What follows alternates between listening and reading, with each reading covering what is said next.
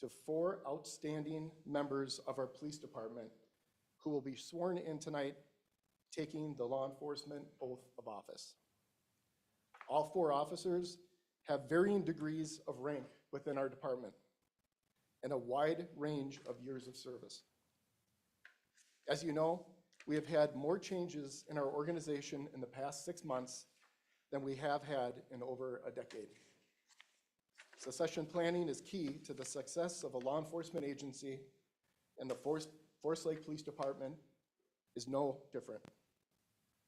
We have had 2 retirements since the beginning of the year, with a captain and a sergeant. Between the 2 of them, they have a combined 64 years of law enforcement experience.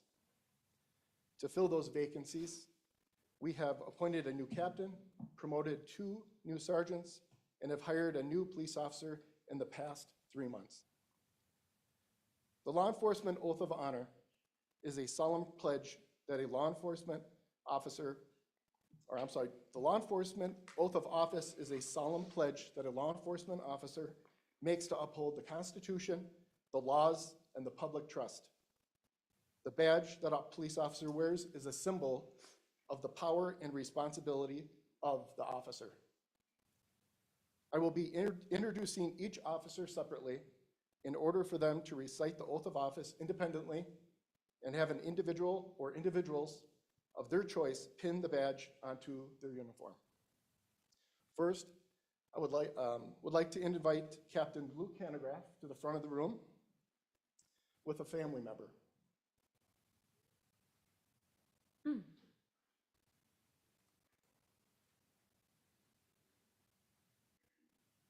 Captain Hanegraaff obtained his Bachelor of Arts degree from the University of Minnesota Duluth, his Master's of Arts degree from St. Mary's University, Minnesota. He is a graduate of the Northwestern School of Police and Command and has over 20 years of experience in law enforcement in various assignments and ranks of supervision, along with a vast array of training. Captain Hanegraaff was appointed to captain on February 3rd, 2024. He is the second in command for the police department and is the acting police chief in my absence. He proudly wears the same badge number as his father did when he worked here from 1979 to 2009. Mayor Bain, if you would do the honor of swearing in Captain Luke Hanegraaff. Everyone come up front.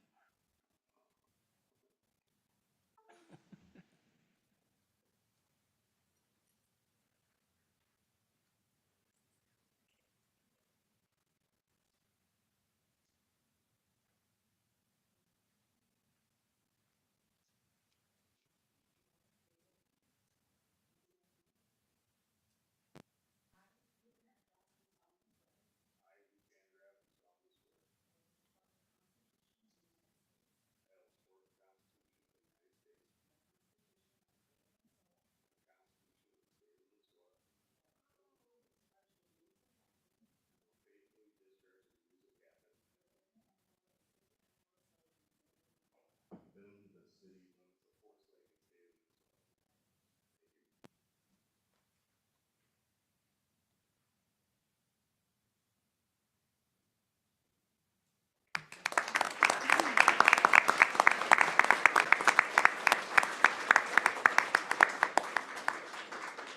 you. Next, I would like to invite Sergeant John Glatter up to the front of the room.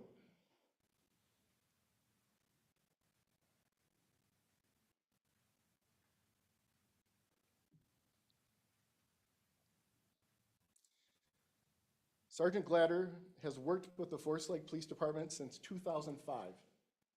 He has worked as a patrol officer, school resource officer, field training instructor, firearms instructor, use of force instructor, TZD coordinator, bike patrol coordinator, mobile field force member, and obtained his Bachelor of Arts degree and his Master's degree from St. Mary's University, Minnesota.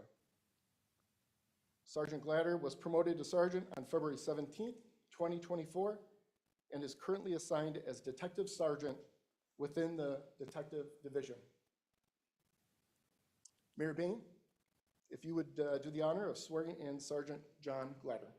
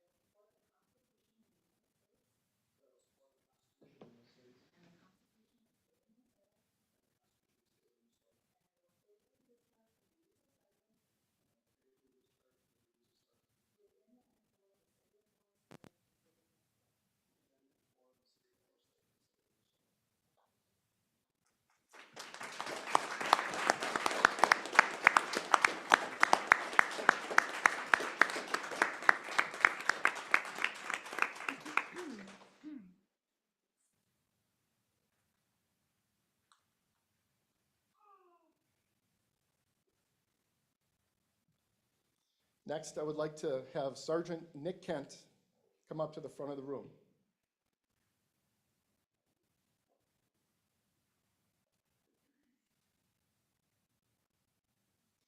Sergeant Kent has worked with the Forest Lake Police Department since 2006. He has worked as a patrol officer, canine officer with his canine partner Ranger.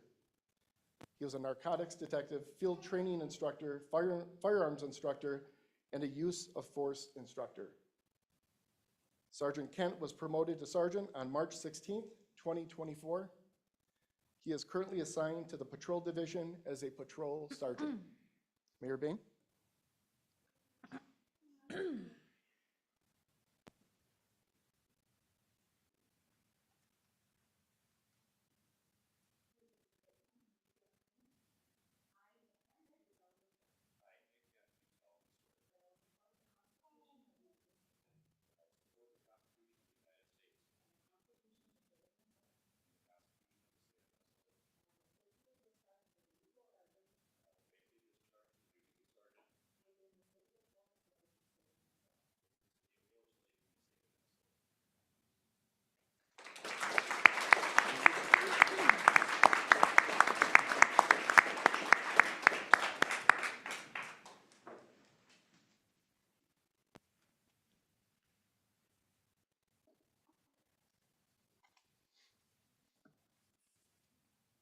Last, I would like to invite Officer Zach Basil up to the front of the room.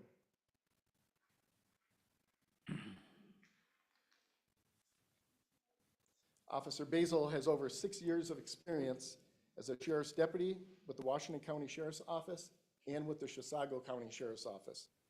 He was hired by the Forest Lake Police Department on February 3rd, 2024. He completed his field training on April 1st, 2024, and has been on solo patrol assigned to the patrol division. Mayor Bain, if you can do the honors of swearing in Zach Basil.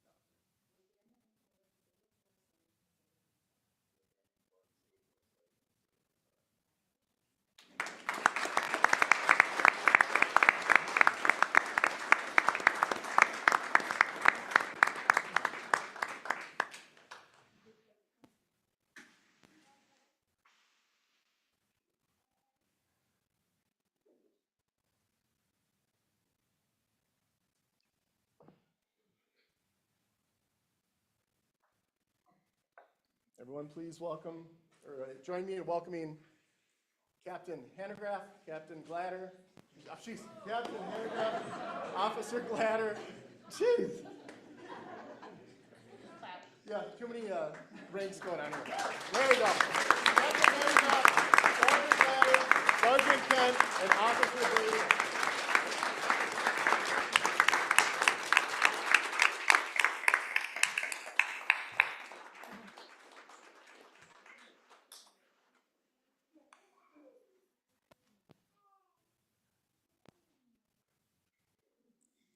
Mayor Bain, if you don't mind, if we can take just a couple of minutes so we can get, we're gonna have people go upstairs to the community room for some refreshments. Thank you You're all so welcome much. to stay. Congratulations.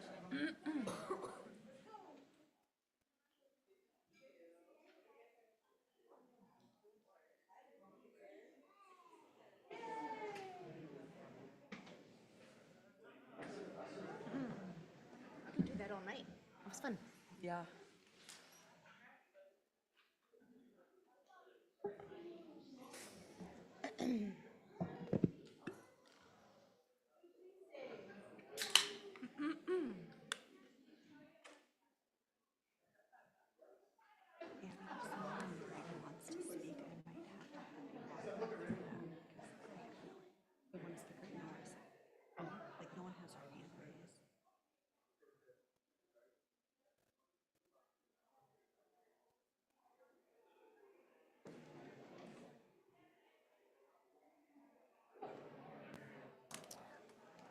All right, the next item on our agenda is open forum. Open forum is any interested party's opportunity to address council on any topic of your choosing. If you have been following council, you will note that we have had fairly active back and forth dialogue that is part of our workshop discussions. But I also thought it prudent to just point out that open forum is an item that's on every single agenda. But during that open forum portion, we typically don't have a back and forth conversation with council. If you have a topic that requires that level of engagement, I would encourage you to talk to either myself or staff about getting onto a workshop agenda so that we're able to have that conversation. Just want to make that clear that we're happy to welcome public comment at every single meeting. This is the place for you to, again, any topic that is of your choosing. But if you're looking to have some engagement with council, we need a little bit of a prep and a little bit of additional information before we enter into that conversation. So just want to set that as, again, we've had some very good discussions in those workshop topics, but that is a format that is best designed for a workshop, not necessarily a regular meeting like we're having tonight. So that said, is there anybody that is signed up for open forum this evening? One other note, I will note that we do have a public hearing on the agenda for item 8A, which is consideration of the zoning ordinance. So if you're here to talk about that, we will be opening up public hearing for that, and you're welcome to provide comment either now or during that public hearing portion. Anybody signed up for Mayor open Bain, we forum? don't have anyone signed up, and I don't see anyone online indicating they wish to speak during open forum. Okay. Thank you. With that, we will close open forum and bring the agenda back to council. Council, for your consideration tonight are consent agenda items 7A through 7J. I will entertain a motion or any changes. Madam Mayor, I need to pull consent agenda item 7C. Very good. Is there a motion for the other consent agenda items? We have a motion for approval of consent agenda items 7A, B, and then D through J. Is there a second? I'll second. We have a motion and a second. All those in favor signal by saying aye. Aye. Oppose? Motion carries. And then we will go back to item 7C for specific consideration. That is to approve the meeting minutes of April 8th, 2024. And I would move that council approve those meeting minutes. Is there a second? I'll second. We'll take a motion and then a second from Councilmember Valento. Any discussion on this item? Hearing none. All those in favor signal by saying aye. Aye. Oppose? Abstain? One abstention.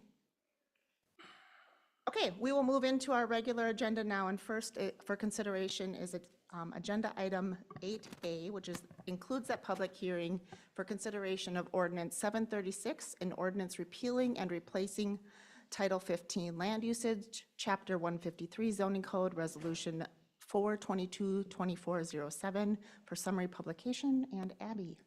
Thank you, Mayor Bain, members of the council. For a little over a year now, we've been discussing potential changes to the zoning code.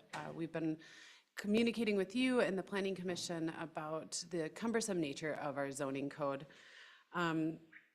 As we've become more familiar with it, myself and staff, we realize that it's more difficult to just kind of do really easy changes in our code. And so we hired MSA Professional Services to do an independent investigation of our code and provide some professional recommendations for how to make our zoning code more clear, more concise, and easier to use for the general public, for staff, for you. As part of this process and their recommendations is a multi-step process, and tonight would be the first step in this process. The intent of tonight's ordinance before you is a full repeal and replace of the zoning code, but there are no substantial change, there's no strict changes to any of the words in the code. The intent of tonight's ordinance is to restructure the formatting of the code, or we've been calling it kind of the code's architecture. So for example, we would have landscaping in one section, and then, 2 chapters later or 2 sections later, we talk about landscaping. We're pulling all of that appropriate things together and really making it easier for us to read as we go through and really look at what are the regulations that are important, worth keeping, what needs to be updated. It really pulls together the most used stuff to the beginning of the code.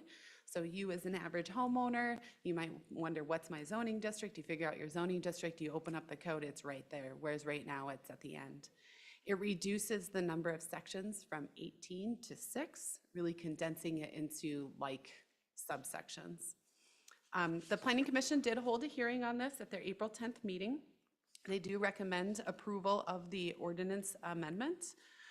Staff in our findings has noted that any zoning text amendment, we have to see that it's consistent with the comprehensive plan, the zoning code, and that there's a general public benefit as noted in our findings.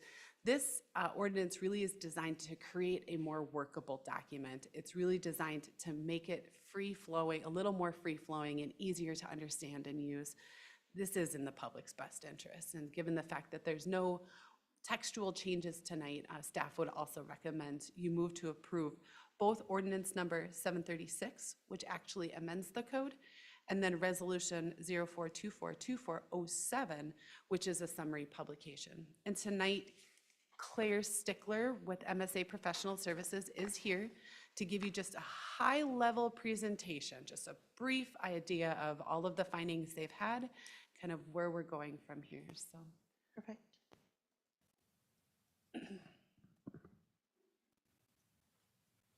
Claire, welcome. Thank you. Good evening. I'll first apologize by putting a 292-page ordinance in your packet this evening. But as Abby mentioned, it is in the city's best interest, developers, residents alike, to run through these, go through these kind of architectural, structural changes. Okay, perfect.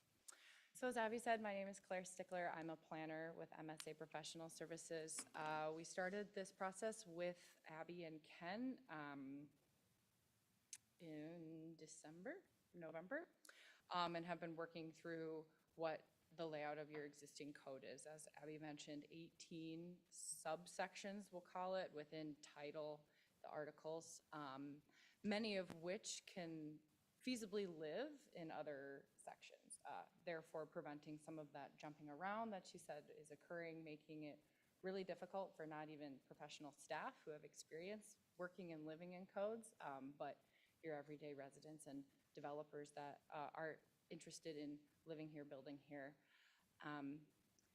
So really want to hone in on the no text changes.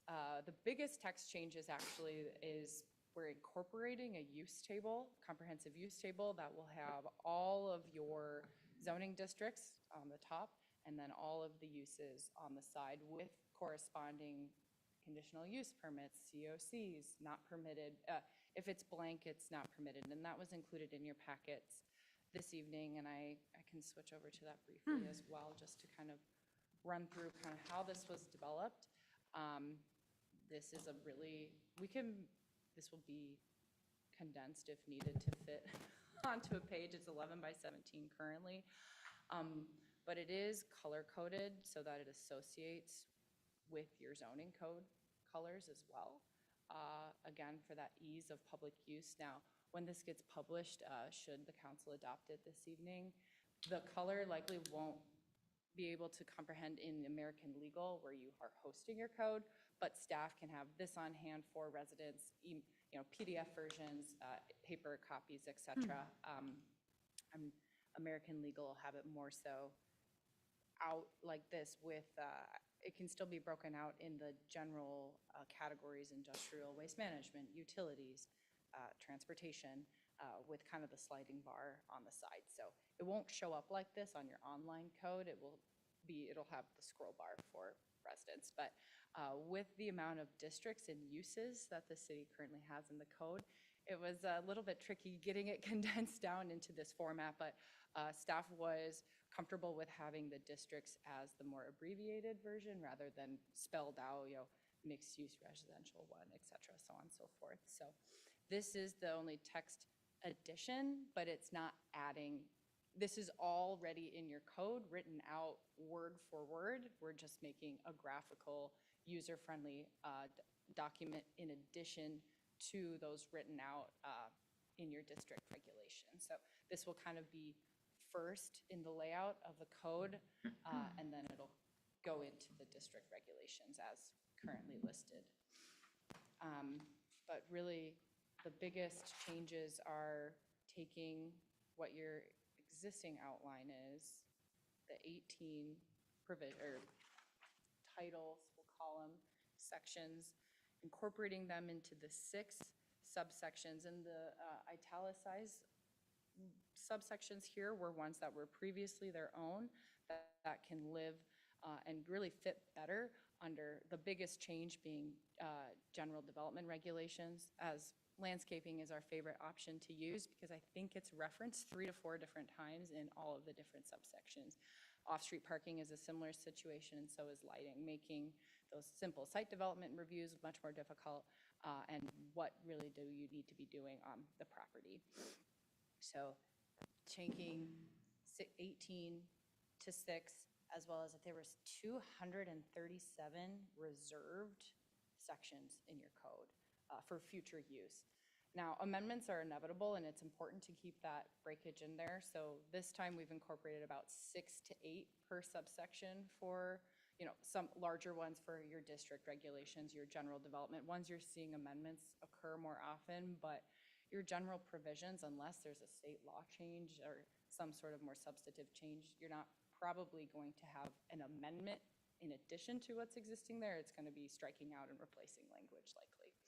So that is really how we landed on this 6 revised code architecture, 6 sections. All of those are still living as a title of a subsection. So lighting regulations is still broken out under general development, with all of the corresponding code being the exact same language. The numbers are changing a little bit. We've provided the chart of what the old number and the new number is. Any existing applications currently processing through the city, all of that, nothing is non-conforming with that. It's just the old reference code should this pass this evening. And other than that, I don't really have Abby gave a great overview. I don't have too much else to add but I'm happy to answer additional questions. Thank you. Council, what questions might we have for either Claire or Abby this evening? Any questions? Well, thoughts. I mean, I know you highlighted no text changes. Is there any unintended consequences that we should be worried about with this? I don't foresee any there, given that there are no text changes. It literally is a reformatting of the code. Unless there was somebody out there that was just kind of so married to, specific sections and knew that code number, but the number will change, the law is still the same. This has been vetted with legal. Legal is in support of the redesign. It really puts us in a better position to be able to go through and really start analyzing what needs updating, because there's quite a bit that we know. But as Claire had mentioned, I bring up landscaping often. When we're having to look in 3 to 4 different places to explain to somebody what those laws are, it's just really inefficient. And so unintended consequences, I'm not sure there are any, because there are no law changes that are happening right now, other than the format number. That was my concern too, looking at 300 pages of. Yeah. Well, and when we first started talking with MSA, we really started to kind of look like, okay, well, we could do this and we could kind of do this, but and we still may need to kind of cherry pick how we go about updating these laws in the future, but doing it in the structure and the environment that it was in right now, it just made it next to impossible to even kind of wrap our minds around updating this document. Is this the first time we've had like the graphical, I think this is the first time I've seen that type of a graph. I've Yeah. heard reference to the need for something, but it's great to see that visual, and picture paints 1,000 words, and this is still a lot of words, but it's just, I applaud whoever put that together. I think that's a lot of work, so well done and much needed. Should I show them the Monopoly example? I have it on this PowerPoint. I think you have to now. Okay, so this is when we brought this forward to the Planning Commission, something that I like to utilize when working through zoning codes is use it, okay, so Monopoly, when it was first out, this is how the directions were written. Just Yeah, like how zoning right. codes are. If you want to read through that's great, that's awesome. Most people these days know how to play. But this is how it's on the box now. So this Yep. is what we're seeing trends in many cities of what you're looking for. We'll call it like a 2-page spread. So you have the use table at the beginning, but then when you get down to your district standards, you have kind of, and I had it back here, a diagram. So a sample of, this is the building footprint, this is your minimum setbacks, and then below it, here's the wording of it, but we can have a little bit of a visual reference, because these days your codes, although Forest Lake is still building out, some stuff is existing infill development, and so you want it to work within your existing built environment as well. So that's the Monopoly example. Just to follow up on Claire's comment, these would be things that we'll consider in our next steps, is how we can make this even more user-friendly. Right now, there's a lot of words in our documents, and so just trying to condense them as best as we can is probably that next step in figuring out how can we reduce and eliminate redundancies, streamline it, easy for everybody to understand. I think I saw in the memo that this passed unanimously at the Planning Commission. Is that correct That as is well? correct. Okay. Council, any other questions or points of conversation? I'm happy to entertain, I'm happy to entertain a motion on any topic, and just for review, if we want to bundle these together or do two separate motions for consider. Yeah, we do have a public hearing. Oh, I'm sorry, thank you. I will forget. Let's open up that public hearing. Is there anybody this evening that would like to speak on this topic? If so, you're welcome to join at the podium, and now we'll open the public hearing. And if you are online and would like to speak in the public hearing, please raise your hand so that we can unmute you and bring you in. Keep public hearing open for just a moment.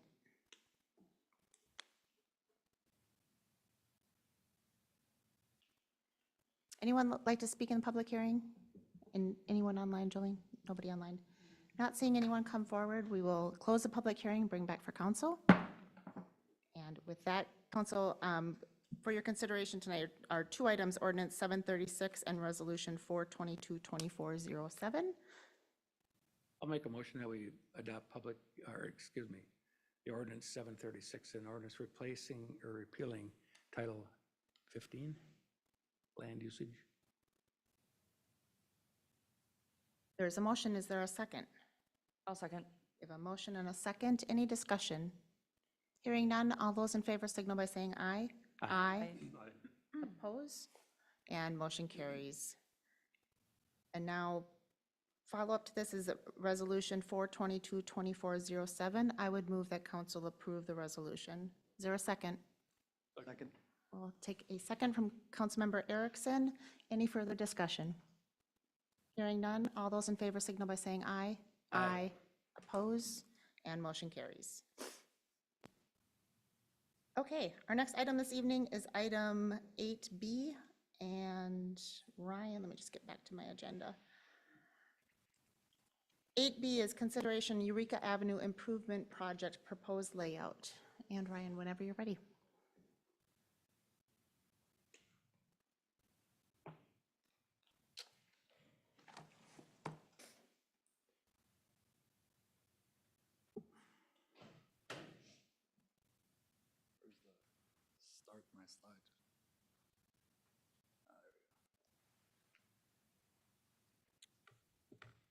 All right, Mayor, City Council, tonight we're going to go through the Eureka Avenue improvements presentation.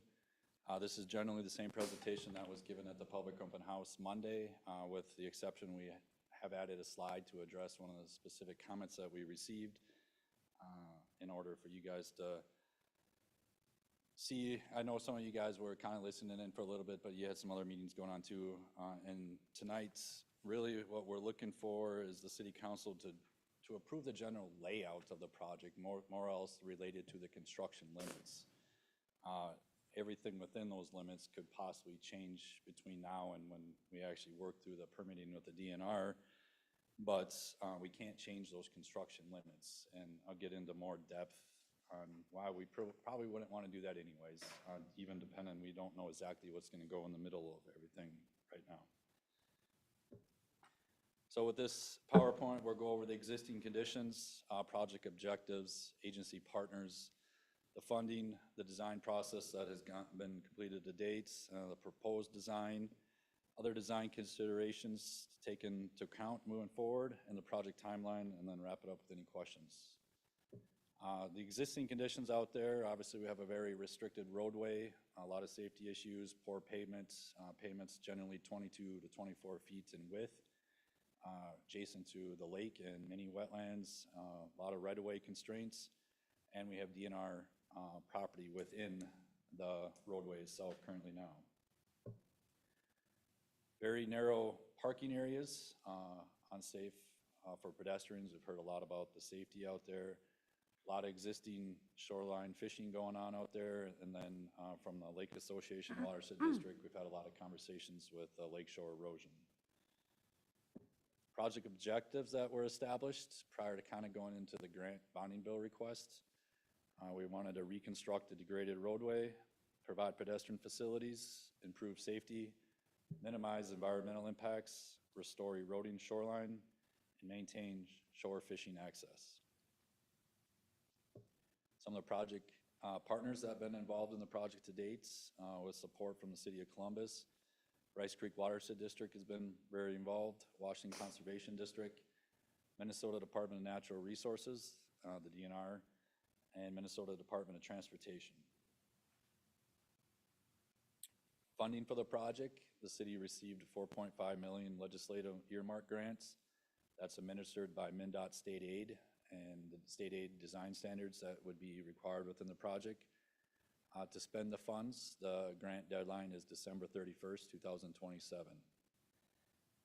In discussions with Rice Creek Watershed District, there is a potential on some funding from Rice Creek Watershed District, whether that's financially in dollars or if it's design assistance or that way through the project. Also, we've been working closely with the DNR on a potential DNR funding for a fishing pier. If you recall originally, just so we're understanding everything, that was submitted in the original request, but they considered that an ineligible item.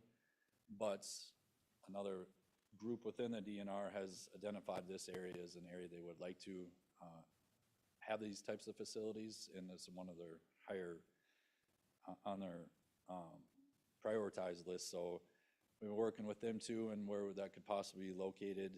That would be a separate project, but it still could go on at the same time as ours, depending on how they move along in the project. Should note though, after it's been installed, it would become city infrastructure owned and maintained by the city if we agreed to the project. But they would pay 100% of anything to get it to final and approved construction and installation. So the design process for the Eureka Avenue, analyzed 6 preliminary options. Goal was to try to maximize the street and pedestrian facility widths while minimizing environmental impacts. Reviewed preferred options with all the agency partners, DNR. You know, we want early buy-in because the process would go from here. We have to go back and forth. That would add a considerable amount of time to the project and money. So we wanted to really work hard at the beginning and get them to have a supported design too. And then the public inputs that we've had, and obviously we'll have additional public inputs once we get through some of the future DNR permitting requirements. And then really get to the permit and the DNR road easement application. That's the big thing. Just for reference, you know, with one of the lift stations we had, lift station 25T, we had to go through the same process with just the electrical conduit power to the new lift station. That's why all that lift station stuff's still sitting there. Remember, we changed order out of the project. We still maximized the bonding bill money into the overall project, but until they approve just the utility easements, you know, we're going for road easements in there, so that's, you can kind of understand the timeline we're dealing with in their process. Here's generally the proposed location. Obviously, I think we've talked a lot about this already, so hopefully nothing on this is a surprise, but we're going all the way up to the County Road 32 or 11th Avenue. And then we would stop at the city limits on the south end. We have been working closely with Columbus, and they've been chasing funding too to incorporate that little remaining section to be incorporated into our project at the same time. They did participate for their share to have the surveying and wetland delineation and field work done. So they're, you know, they're ready with, you know, if they keep moving forward too, so they wouldn't have to be starting from scratch and could piggyback the project. Typical section that's proposed in the project right now is a 24-foot wide pavements with a curb and gutter on one side of the roadway. We wouldn't be adding any additional storm sewer inlets other than one spot to catch some drainage. That way we can minimize any new storm sewer that's going to be installed in the project, but we are planning on replacing culverts and stuff in the area. This would be a full reconstruct road, and that's why I provided some pictures at the bottom of the typical section, just to understand that when we do build this road, it will get shut down, but, you know, it'll be a faster means of construction. There'll just be nowhere to shift traffic, and having to put the geotextile fabric on the subgrade. Subgrade is where we excavate everything down to and build our road back up. In that middle slide up there, you can see generally everywhere in Forest Lake, other than like Forest Hills Preserve, where we did that development, we had some sand out there. And then up in the very northwest part of the city, there's some sand there, but otherwise we're kind of dealing with really poor soils and clays. That's why we install the geotextile fabrics. All the subdivisions will have that too, just to separate the poor soils from your imported granule material. So during the freeze-thaw cycles, they stay separated. But with that, you got to dig down, and you can kind of see what it generally, some of the stuff would be dealing with construction. And with curb and gutter on one side of the road, obviously we're not going to have curb on both sides like the picture, but what I'm trying to show you there is you got to install the curb after you build the road back up. You're going to have to let it cure, and then before you can come and grade around it, because it's going to be very tender and soft. So just want to give you some background on some of the construction we're working with. Obviously, this would be a moving train. It could go pretty fast. Obviously, there's an important driveway to a private roadway neighborhood that we would, you know, strategically stage how we work around that and coordinate that entrance and exit during the construction, and the boat launch as well too. This is a slide that we added specifically to talk about you guys tonight. Obviously, no final decision needs to be made on this, because again, we're going back and talking about the overall footprint layout of the project, not what's all the nuts and bolts inside yet. But a lot of residents talked about they wanted a guardrail along the curb and gutter area to separate the travel lanes with the vehicles and the pedestrians with the trail. Of the options we've walked through, we still would pave up to the back of the curb, and you could get about just under 9 feet in width, about 8.62 feet it was. That's going to be paved. So regardless of what we do behind the curb, we still would pave that pathway up to the back of the curb just for uniform construction and make everything fit. But then, you know, it was also discussed at the meeting that if we added those, we don't know if we could even fit a guardrail and a trail together. I mean, it's going to be tight. So this is what this is representing. Obviously, a preferred pedestrian access route is 6 feet or larger. You know, our standard sidewalk in our residential neighborhoods nowadays is 6 feet in width. Trails are 10 feet. Funding requirements would require a minimum of 5 feet in width, and if you can see the middle slide with the red guardrail, that red is representing what a guardrail installation would look like and what distance we would have left. So off the back of that guardrail to that edge of that trail, we'd have just hair over 5 feet in width. Now, there's, some pros that come with that, from the public's perspective, is we can then protect children from traffic, eliminate winter access in that area that the guardrail's installed. But there really are some cons to think about moving forward. Obviously, we're gonna reduce the pedestrian facility width, and we can't kid ourselves. We know kids are gonna sit and play on that guardrail when it's there. I think we've all played on guardrails, back in our day. I certainly have, especially around lakes, but that's something that would seriously have to be discussed and moving forward, and I don't want to take that one lightly. They're going to say, oh, no, that would never happen, but that's something for kids to climb on. When there's a tree in a park, they just do. Obviously, it's going to introduce a new roadside hazard. It would make snow plowing a nightmare and maintenance for public works. I don't know how they would plow that. Would probably have to be a different type of equipment they would have to purchase, because the width is so narrow and we can't get too far off over this way, because we would be, tearing up turf and right by the lake, and that's the last thing we want to continue to deal with that. But as I talked about how we would have that trail paved to the back of the curb before you would install any type of a guardrail system, you would do that because otherwise you're going to get erosion and sediments moving around. If it was just left gravel underneath that area, you could never get any grass to grow right underneath that small area, just with all the salt and all the snow plowing from the road. So you still would pave it, but over time that pavement's going to break up and crack,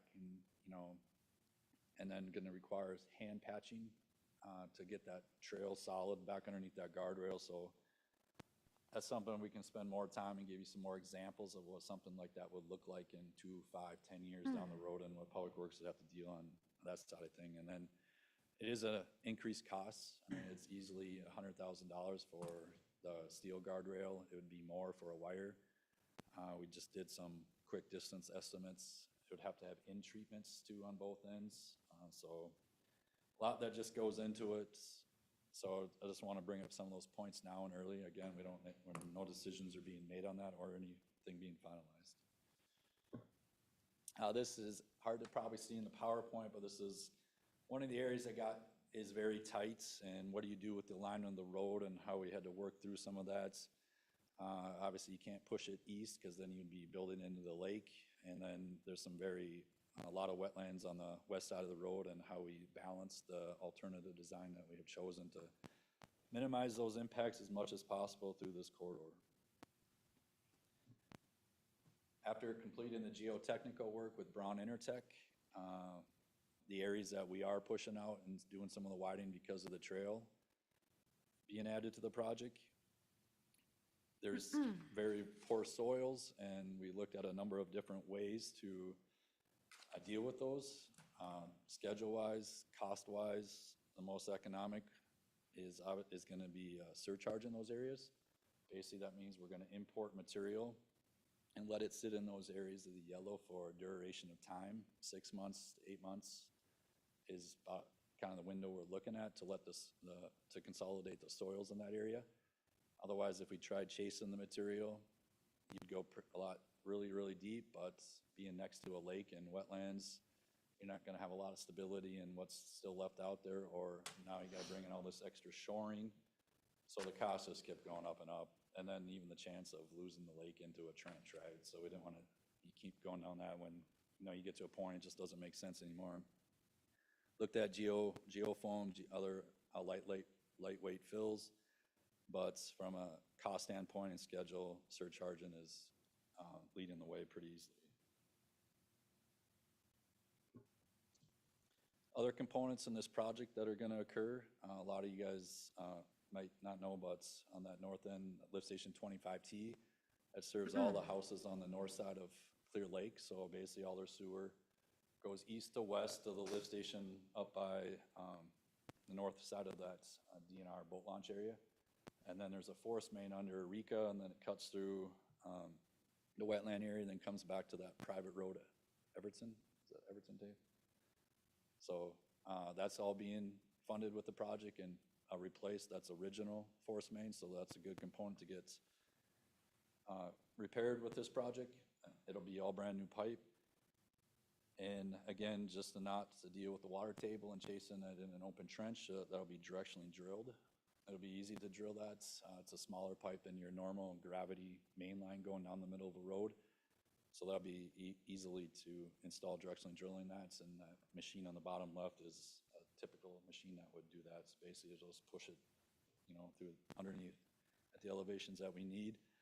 And then when we get to certain spots or where we turn corners, that's where we'll actually open a trench to make the turns and then the connections. Storm sewer will be replaced where there's corrugated metal pipe. There is some reinforced concrete pipe out there already. We don't plan on removing and replacing those. Those are in good condition. But anywhere we've got that corrugated metal pipe, definitely, those last, depending on what type of pipe you had, 15 to 25 years. So we want to take care of that stuff now with this type of project. So we would replace at the city standard reinforced concrete pipe.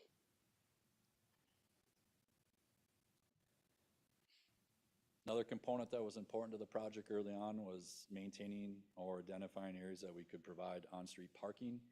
So there's 2 bump out areas.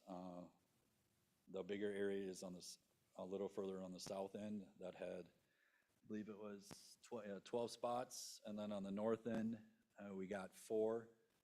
And the DNR was pretty adamant about not putting any spots close to their DNR launch and overflowing that area with fishing and overflow those. So that's where we worked, where we could identify some of those areas to the south. But really, it was hard to add anything on the north end anyways, just because of the wetlands. We've had a lot of discussion with shoreline restoration, anything from soil lifts along the trail. Because of the trail, we got, some sort of a drop off, but we don't also want to just make it all rock along the entire shoreline, and that's what you're left with in aesthetics. So we've been working with Rice Creek Watershed District and some of our staff on identifying some of those vegetated riprap areas, some limestone slab overlooks where you could get out and do some fishing, that would purposely direct certain locations for people to have fishing. And then, working with the DNR, that future potential ADA fishing pier. These are just some of the pictures of some of the stuff. They were a lot easier to see on the boards at the open house. But some of the enhancements that we'd be looking at in the bottom right are some of those limestone slab overlooks that you could step down and then, fish from those. So picture that too, and see how it's getting away from the trail. So like if you're out there actually really fishing, you're already gaining some distance from that roadway that we talked about. There was some of the safety concerns brought up from some of the residents. And it wouldn't be fishing from the trail, right? There's going to be that other area for people to get down and closer to fish. So, other design considerations in the project and surrounding area, just to recap, we know MnDOT's Highway 97 improvements is planned for 2025 and 26. Obviously, some of their stuff will carry into 27 to just punch list and restoration growth on that. Washington County, County State Highway 32 or 11th Avenue. That project is moving to 2027 based on the MnDOT's schedule that's proposed for 25, 26.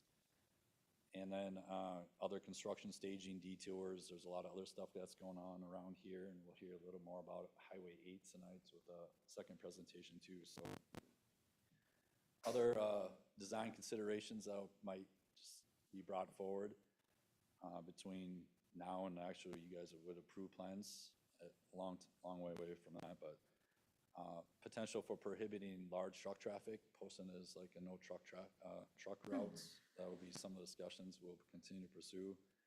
And another thing, obviously, as we heard out there, is the speed limits and do a review of a posted speed limit that would be legal and enforceable with the project.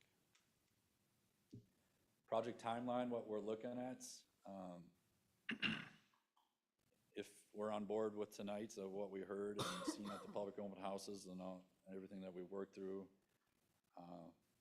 basically the next step would then be to start working with the DNR on the easement acquisition.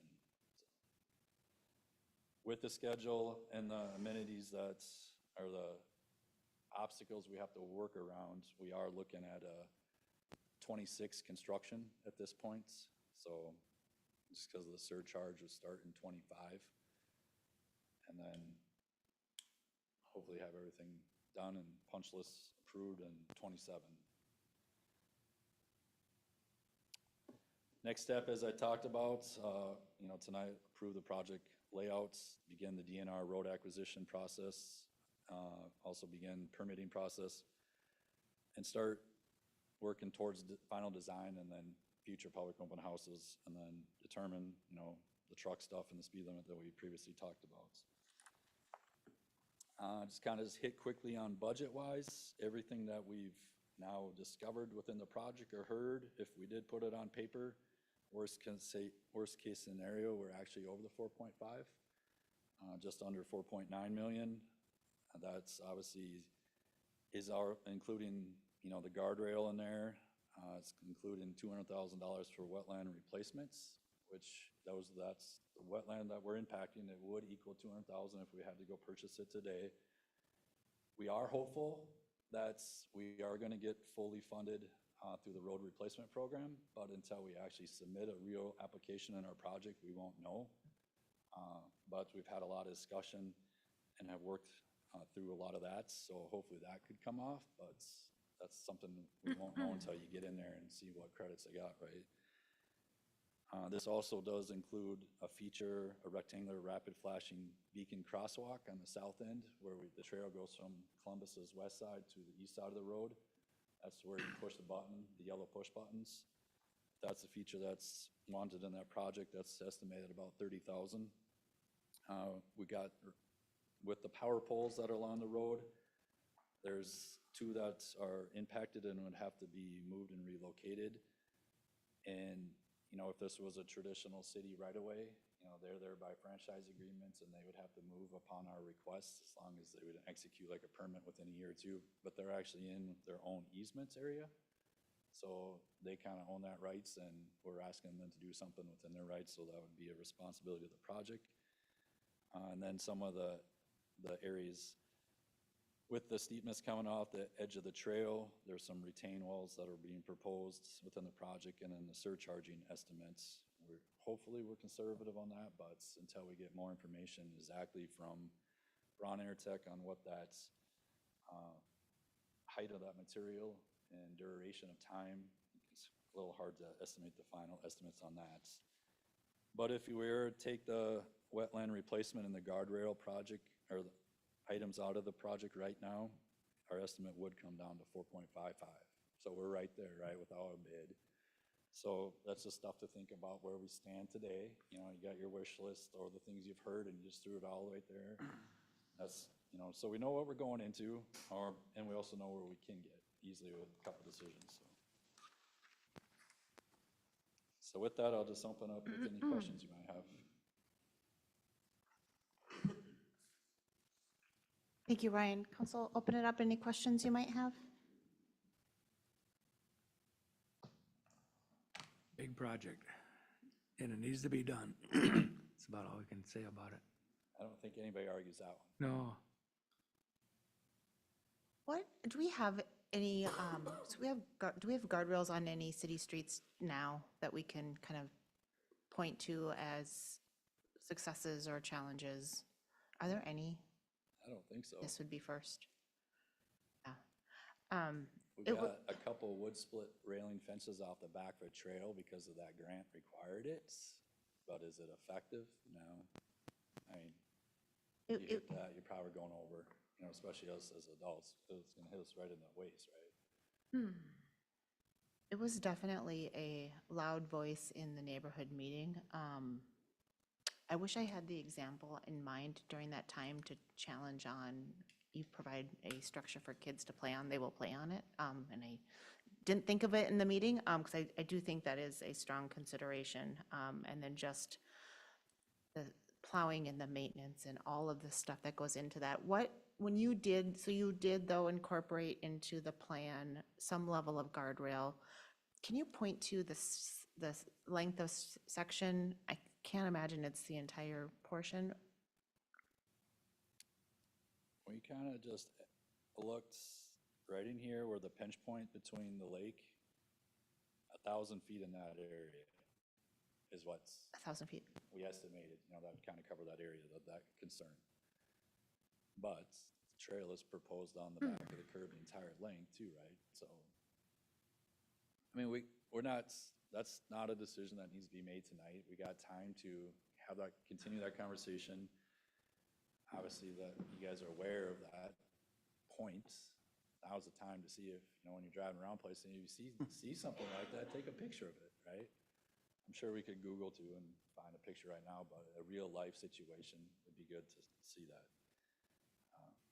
The other point that, could you pull up the cross-section again with the guardrail? I just want to kind of show the illustration of what the experience would be. So there's curb, right? And what is the distance between that curb and the pedestrian trails? Essentially, it's the same surface, right? There is no barrier. But then we would, without a guardrail, we're still talking about 6.5 feet of trail, correct? Yep, so from the face of the curb to the back of the trail is 8.62 feet. So that's what that is, right? You take that area and you still got a walking area that's, we would have the 6.62 feet in width. I mean, it's a little wider there, but if you add that guardrail from the back of the guardrail to the edge of the trail, you got that posts that are in the back, sticking out of the back of the guardrail, you would have 5.37 feet. Do we have, so you also mentioned the number of parking spots that are designed along the street. Do we have an idea on a busy day, how many cars roughly are like kind of creating their own parking spaces? Like, do we know what that volume looks like? It fluctuates greatly and season with, because as the season goes on, the lily pads and the weeds get really thick down in that corner. Yeah. And so you start losing some of that area that you could fish in right now just because of the vegetation growth. I mean, every time you throw it out, you're gonna get a snag, right? So you gotta work your way further up north to get better grade out to the lake. That's obviously where that fishing pier is gonna come in handy someday. But I drive through and look at that all the time, and it varies all the time. And, some mornings there's quite a few cars there, and then there's none. I just don't, Yeah. there's no consistency to it.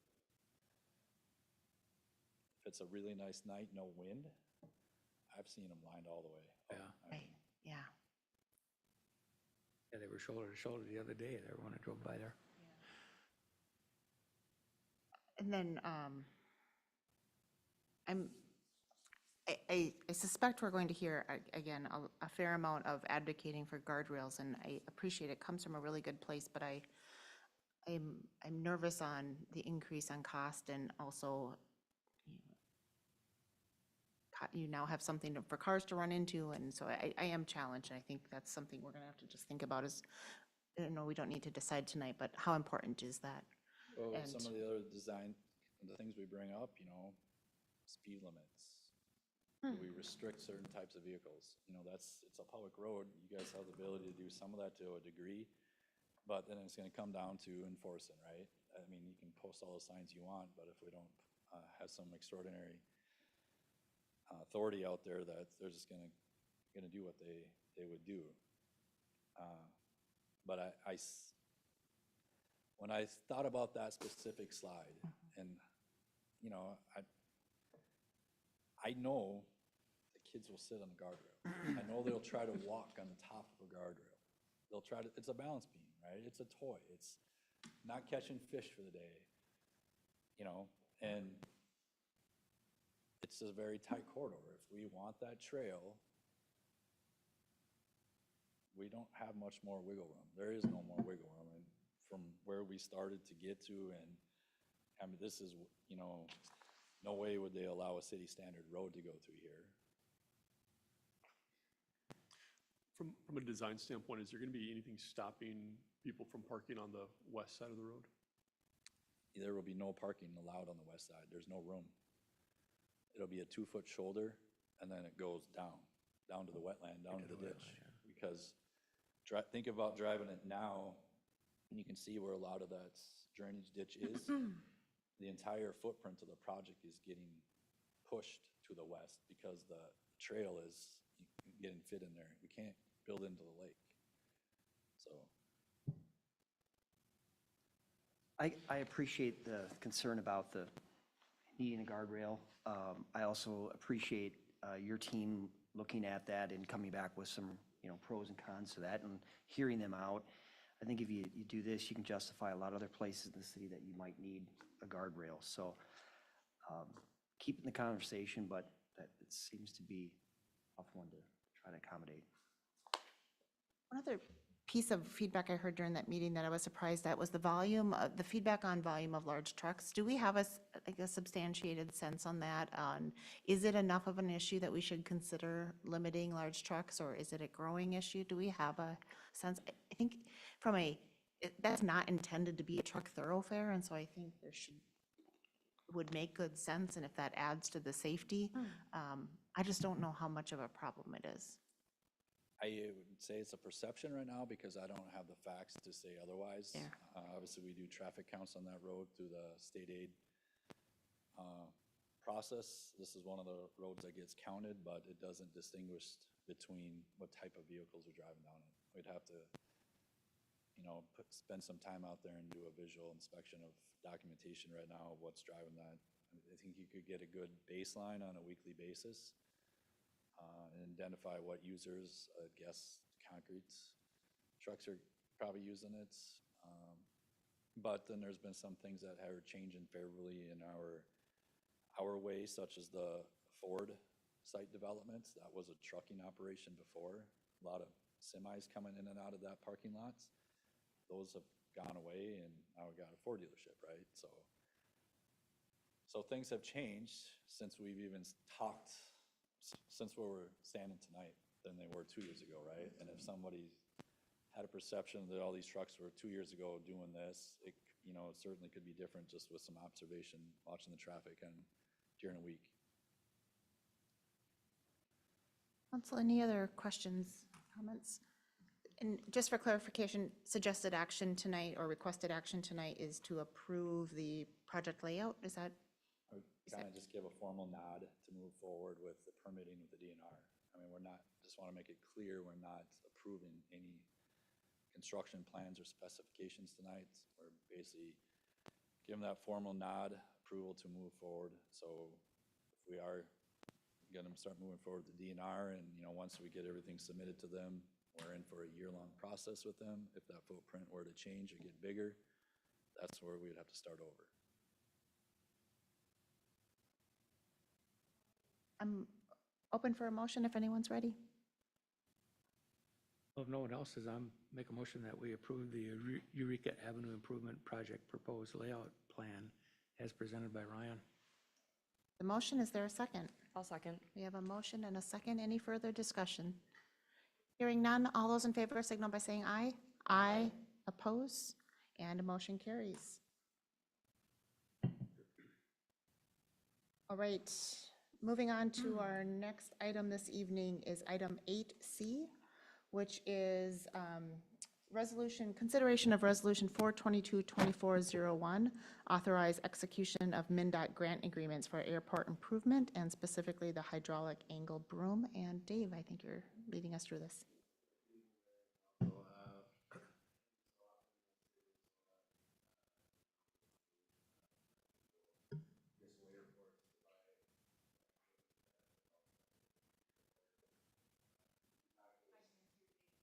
Oh, can you grab your mic? Thank you.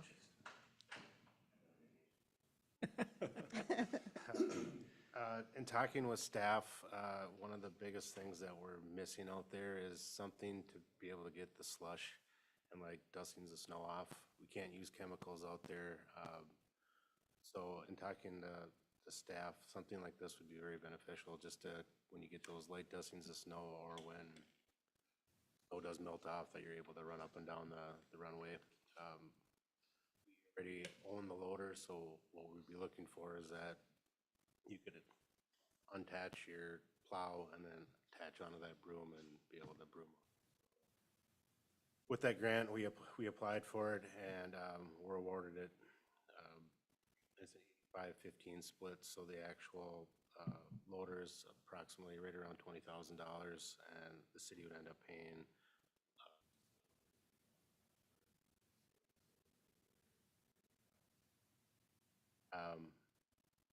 so really what we're looking for tonight is, a resolution in support of this grant and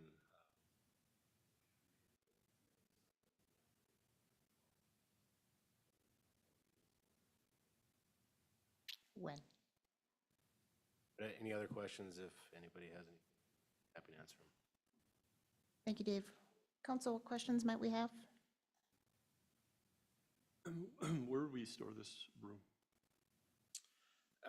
In the winter months, we'd store it out on site. In the summer, depending if the e-hanger stays there, it'll probably be out there, or we'd bring it back. Alex, you want to keep that inside so it doesn't get rotted out, but plan would be that it would sit probably, I would assume, by the fuel tanks, drive out there and hook right up to it.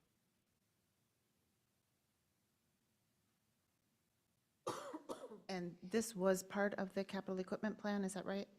This is, We had money budgeted in 2024 for snow improvements, so spend it all now because we got a decent sized grant. We had it funded to purchase the whole thing and oh, we did, okay.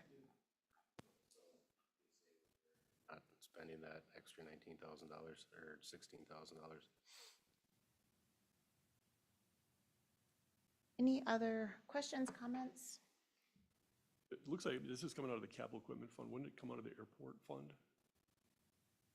We could take it out of there, but we ran into an issue a few years ago when the airport purchased the tractor, and then it got wonky when we got out of the grant that we had to repay the airport fund and pay ourselves some and pay MnDOT some that capital equipment, and we do charge back when we use it operations, so Going to be used off the airport grounds? it'll be used on the airport, our equipment. I mean, so if it's going to be solely used on the airport? Part of the airport grant, you need to use it at the airport. So I guess I don't understand what happened with the tractor then. Wasn't getting used all the time on the airport. Well, in order to get outside of the airport, then we had to buy the grant out. Do we have, refresh my memory, does the airport have its own capital equipment fund? They do not, there's no equipment owned at all by the airport. It's Okay. all owned and housed within Public Works. So, This would be a one-off. If purchase this with airport dollars, it'd be starting a fleet of airport.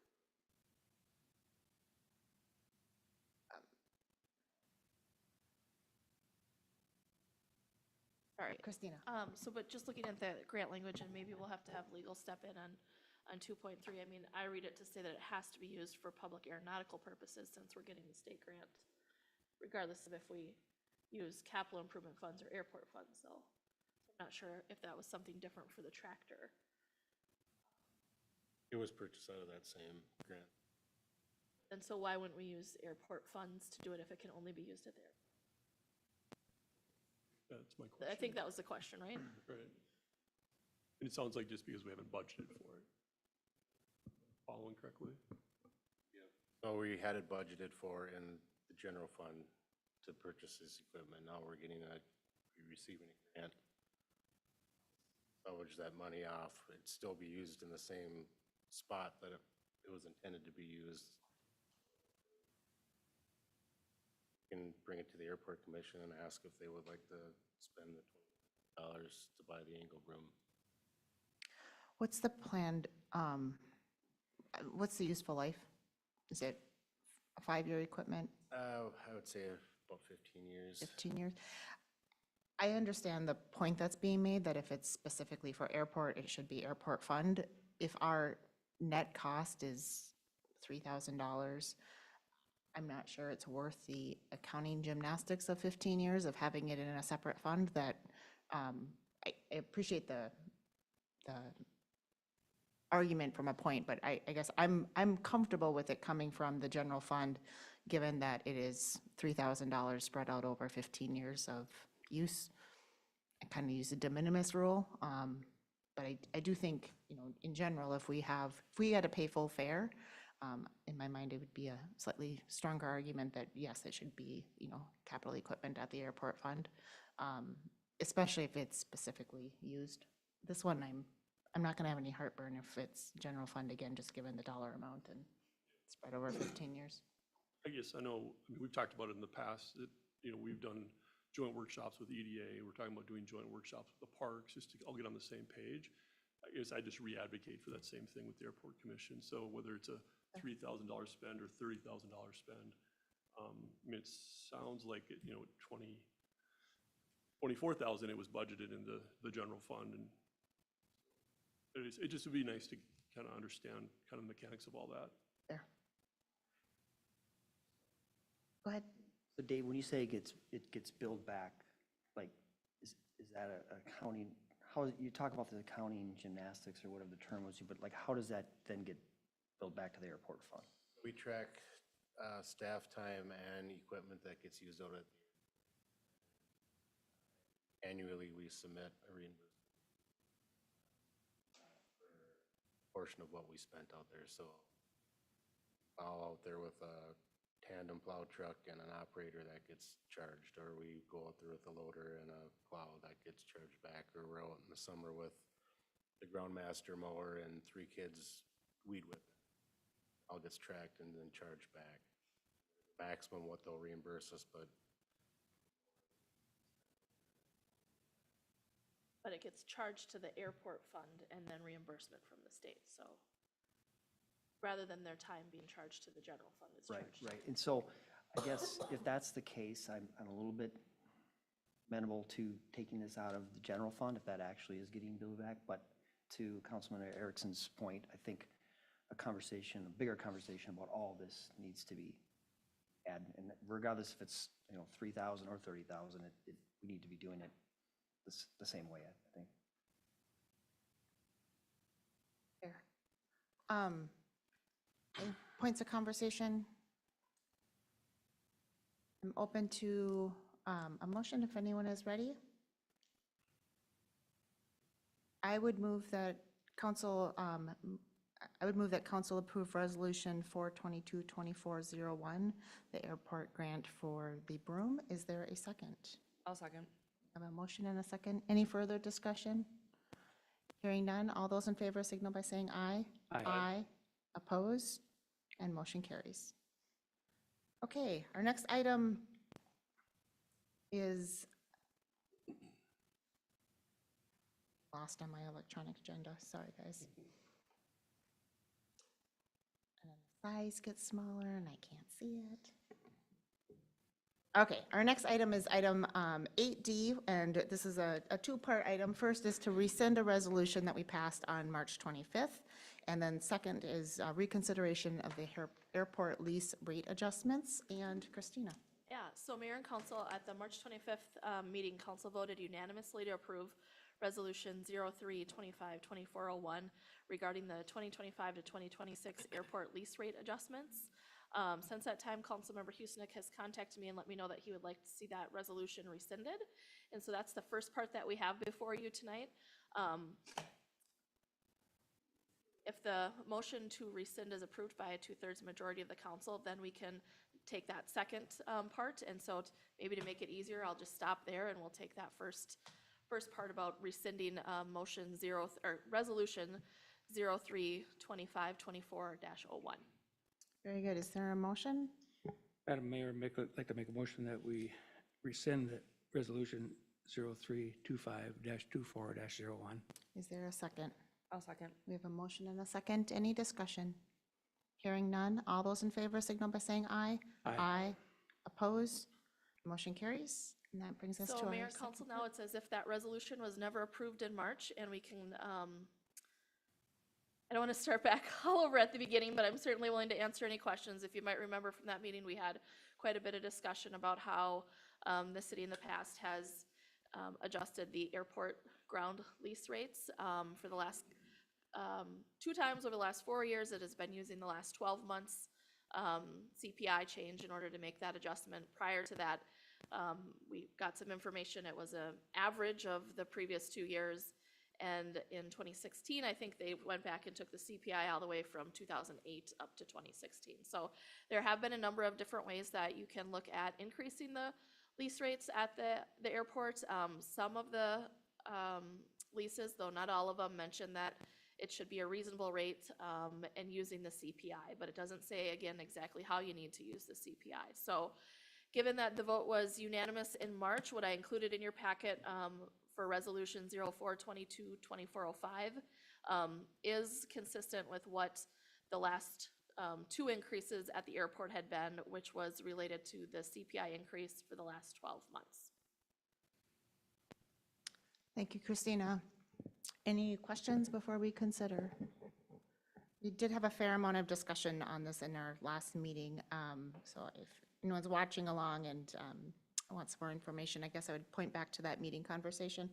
I would move that council approve resolution 4/22/2405, which is a resolution adjusting the 2025-2026 lease rates for the Forest Lake Airport. Is there a second?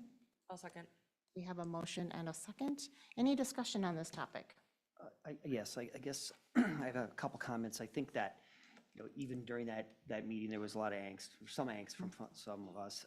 There's been a lot since from the public that's come forward. So I think this issue would be just another reason for a workshop with the Airport Commission to have further discussions. One of just met there. Noted for sure. We do need to have an airport workshop on a future agenda, so. Any further discussion? Hearing none, all those in favor signal by saying aye. Aye. Oppose? Abstain. And 1 abstention. Motion carries. Okay, that concludes our regular agenda topics this evening. We are going to move into a workshop portion to cover our next 2 topics. In this workshop portion, you will see that we are a little less formal in our approach, a little more conversational. Anything we talk about in this discussion that needs official action will come back before council on another agenda as part of our action agenda. So Ryan, with that, please kick us off, and we're going to do some discussion on North Shore Trail. Mayor, City Council, next I'll jump into North Shore Trail pavement maintenance project, keyword maintenance. We're not doing a reconstruction or planned reconstruction in this portion of North Shore Trail, but we'll go through to see if there's an appetite to move forward with this project. And the 25 project currently is in the city's capital improvement plan, identified as a 25 project, but funding would require additional actions by the city and going through a bond process to finance this project. Project location is North Shore Trail from Greenway all the way out to Highway 97. Reason we don't go all the way to Highway 61 is because that area's been identified for full reconstruction. That's going to require city water and sewer reconstruction in that area too. Once we get out and around in the area of this project limits, there is no water main, no public water supply. And sanitary sewer actually runs in between the road and the lake. So a lot areas through people's backyards. And then there are some areas, you get close to the road, but we don't have that infrastructure in the corridor that we do in that other area that's not being part of this project. Project scope is what's been identified, would be to remove and replace storm sewer. So any corrugated metal pipe that would be removed and replaced. We'd have to work with Public Works to go have some televising done to identify any sanitary sewer repairs that would need to be done. Most of that would be anticipated as manholes that are in the area of the project. If there was something major discovered with one of the lines, then we would have to address that as well, but don't anticipate any major line improvements. Improved drainage where necessary. Some areas we might add curb and gutter, and I'll get into that specifically later. But a lot of this area too doesn't have platted right-of-way along this corridor, so we can't be going chasing all these ditching projects in on private property. You'd have to get the proper easements or temporary easements to do that. So that's not anticipated to be part of the project. But we are looking at full depth reclamation, which we do a lot of our local pavement roads, and grade it, and then pave new bitumen the surface back. And then with this road, it would have new striping and signage. Not in the scope would be going back as far as driveway culvert replacements, removal and replacements. A lot of this area is ditches and driveway culverts. We wouldn't be chasing ditch grading. There are no pedestrian facilities, pathways, or sidewalks. We can get unique with the striping of the road. Maybe you want to shift the center line, a little bit and have one wider shoulder than the other, but that's kind of the flexibility because we're basically removing and replacing exactly what's out, the footprint that's out there. And the reason thus too is then we are anticipating we're not going to have full stormwater requirements. But if we did go into full reconstruction or increase impervious area, then we would be having to identify areas for stormwater ponds or infiltration basins. Existing conditions out there, pavement's a little over, just around 32 feet. Currently 2 12-foot driving lanes and shoulder ranges quite a bit throughout the area, 2 to 4 feet in width.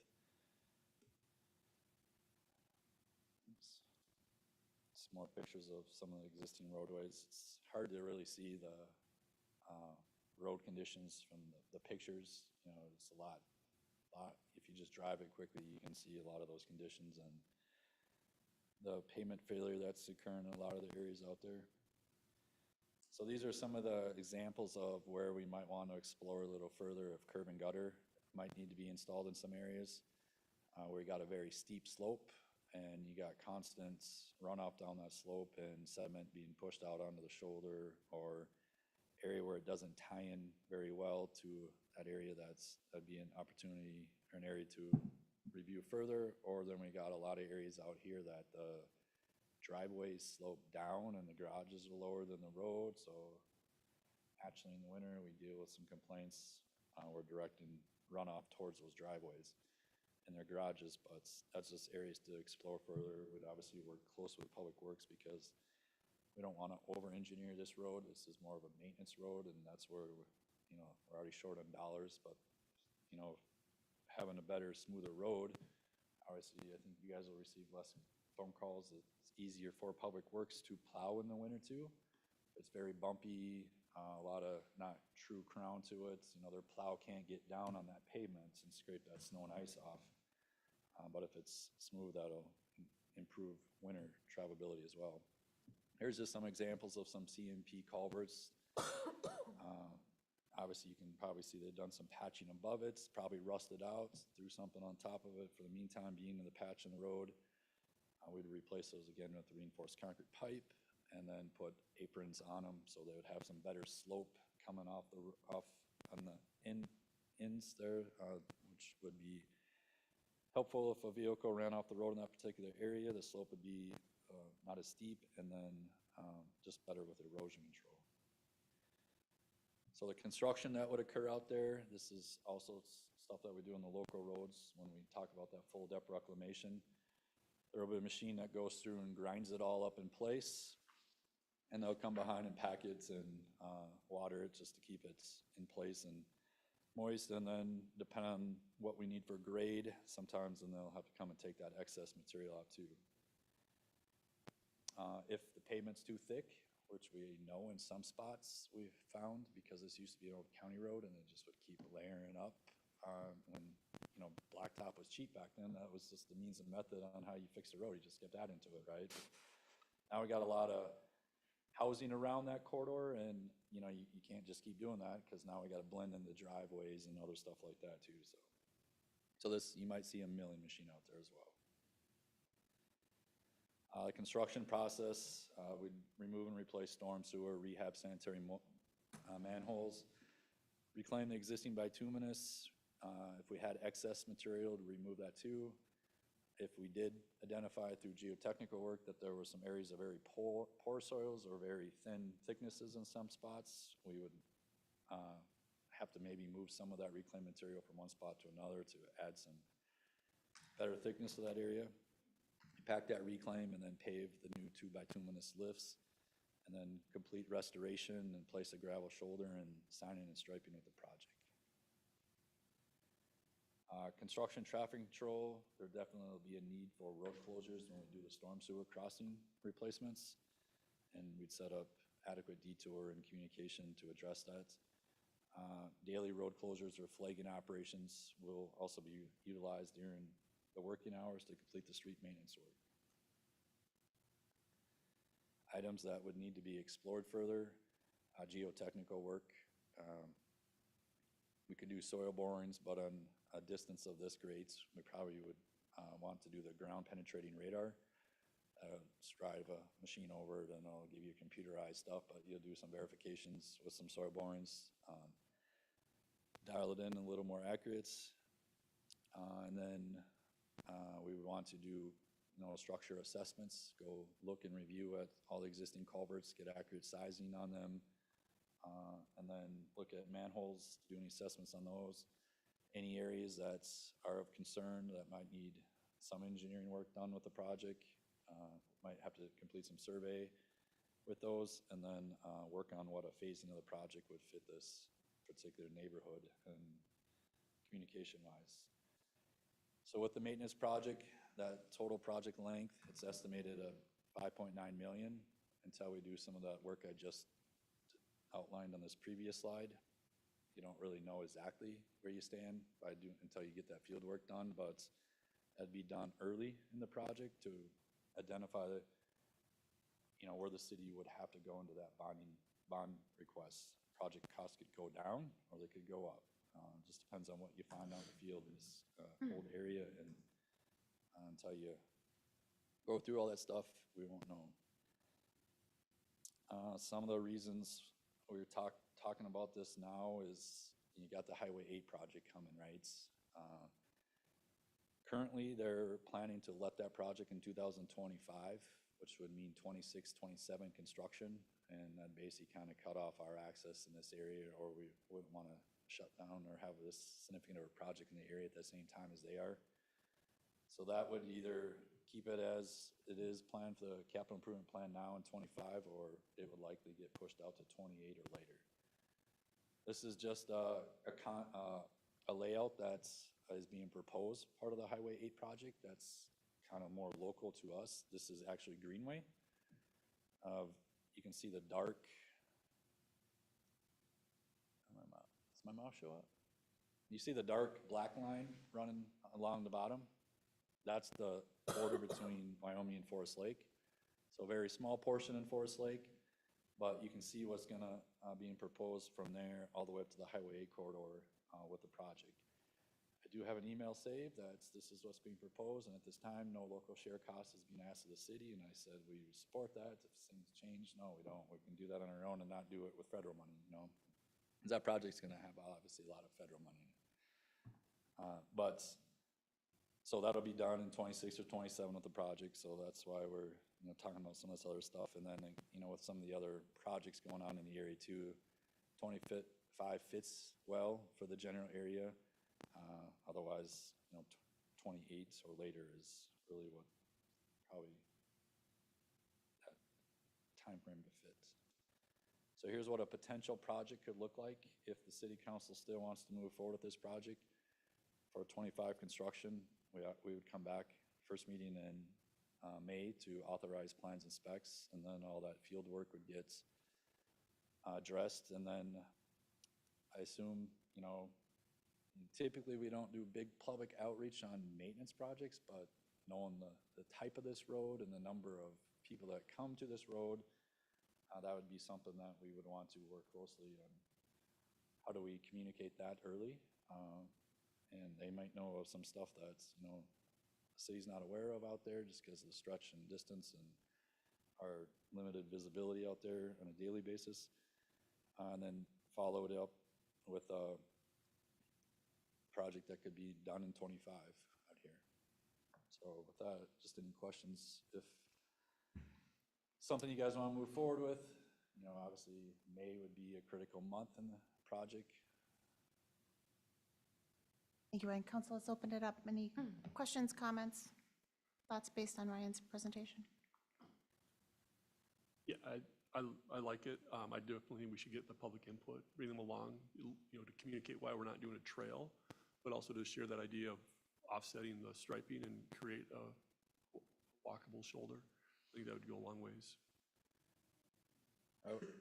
I just, again, just want to reiterate, this is a maintenance project, right? We're not doing anything that's going to significantly increase something, you know, because like you talked about the shoulder, you know, we could shift a foot or two one way or another, right? But in the eyes of somebody, that's not going to be nearly good enough, and we could argue that point to death that I do think that's part of the reason why we have to do a fairly high level of public outreach on this, is just to set the expectation. There's been so many discussions in this community about North Shore Trail and part of the comp plan process. We've talked about, you know, trails and all sorts of amenities of this street. And if we are approaching this as a maintenance project, I think part of that public outreach is really just to have the advanced engagement and kind of awareness as to why this has to fit as a maintenance project right now, and really align on expectations. And we'll hear some pushback, and that pushback, I believe, comes from a good place. It also, you know, we know that this project has not been funded because it's a challenge and sizable and expensive. And if we, I mean, I looked at, if there's a time we can get this done, and if it's 2025, we should do it.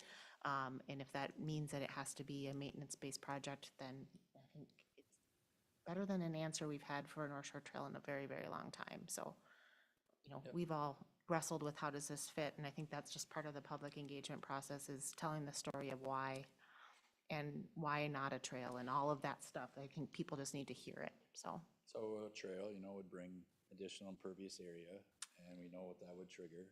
And we would have to also probably most likely be purchasing probably some property to construct some of those stormwater BMPs instead of, you know, traditionally thinking they would just go in the right of way, right? So, you know, that's something to think about too. But then you also look around the city when we have existing trails that already have really good connectivity to other trails, to regional trails that are in very poor condition too. So, and that's some of the easy answers.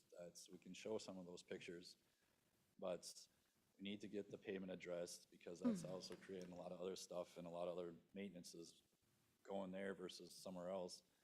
But then in this area too, we don't have dedicated right-of-way along the whole corridor.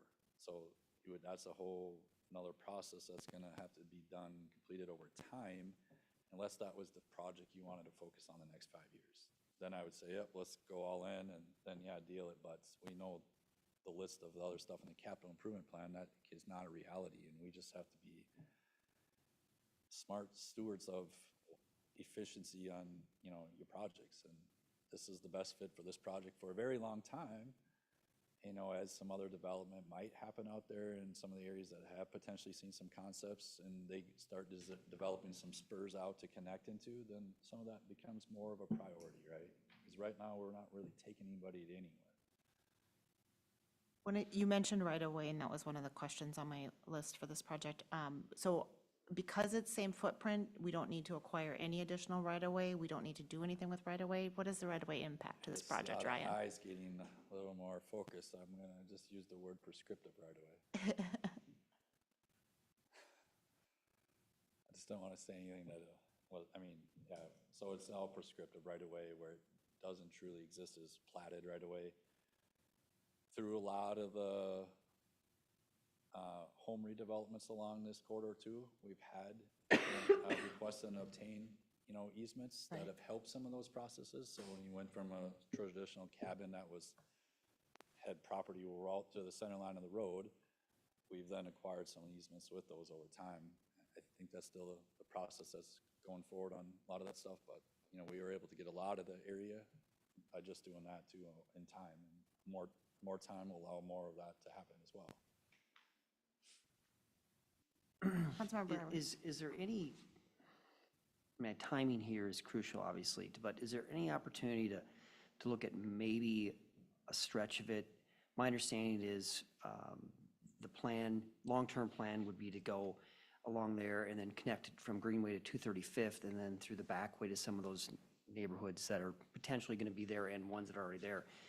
I mean, no matter when we decide to do this, if a trail, if it's 10 years, 5 years, 10, 15, 20, it's going to get more and more expensive. I think that is a desire of the community. Is there a way to at least take this in chunks? Because then the next stretch would be Greenway going back to 61, which is going to be a full and then improved pedestrian sidewalks and that. So now if you sudden you do have some pedestrian or trail that would get you from 61 out to 235th and then maybe into the back of some of those future neighborhoods.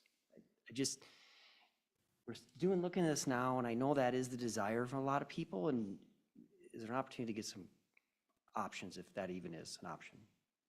I would say if that's the route that you guys would want to go down, this would not be a 25 project. This would go into property acquisition. This would go into obtaining easements or even temporary easements. This would go into full stormwater permitting. And it's going to go into relocating ditches that traditionally in this area, we're going to have to go into wetland delineations and probably have some wetland impacts. It's going to have some probably impacts on private utilities and coordinating, relocating some of them. So that's the stuff you start getting in when you go outside of that footprint of the road that's been there forever and everything else has just been over here, right? You mentioned with the Highway 8 that, what's the next time we could consider a project here if it's not in 2025? I would say it's best that you would do a 28 or later, because that way Highway 8 and all those accesses are open. It's just, there's a lot of stuff people are coming down 235th to get to North Shore and around, and Highway 8's gonna have some detours and stuff like that. Maybe 27, but I just still think you're gonna have some significant access reduction on Highway 8 and 27 still. Because Highway 8's going to what it is, to like a road of like Frenchman Boulevard and Hugo. It'll be median in a lot of the areas. They are planning a trail along the whole north side of that Highway 8 project and connecting down into the Gateway Trail area. But there's going to be some significant impacts, some significant road closures with that project, and a lot of accessibility. And it's not even fair to your EMS. I mean, what do they do when something happens? Where do they go? How far around are they going to have to go? It's too big of a guessing game. I maybe have project, we have struggled for so long with what to do with North Shore Trail and how to fund this project that it could be argued I'm overly antsy to just get this done because it's been such a large project and at such a price tag. It's been such a beast to find the right, where does it fit? And you can even see, when we're saying it fits, it only fits because we're bonding for it.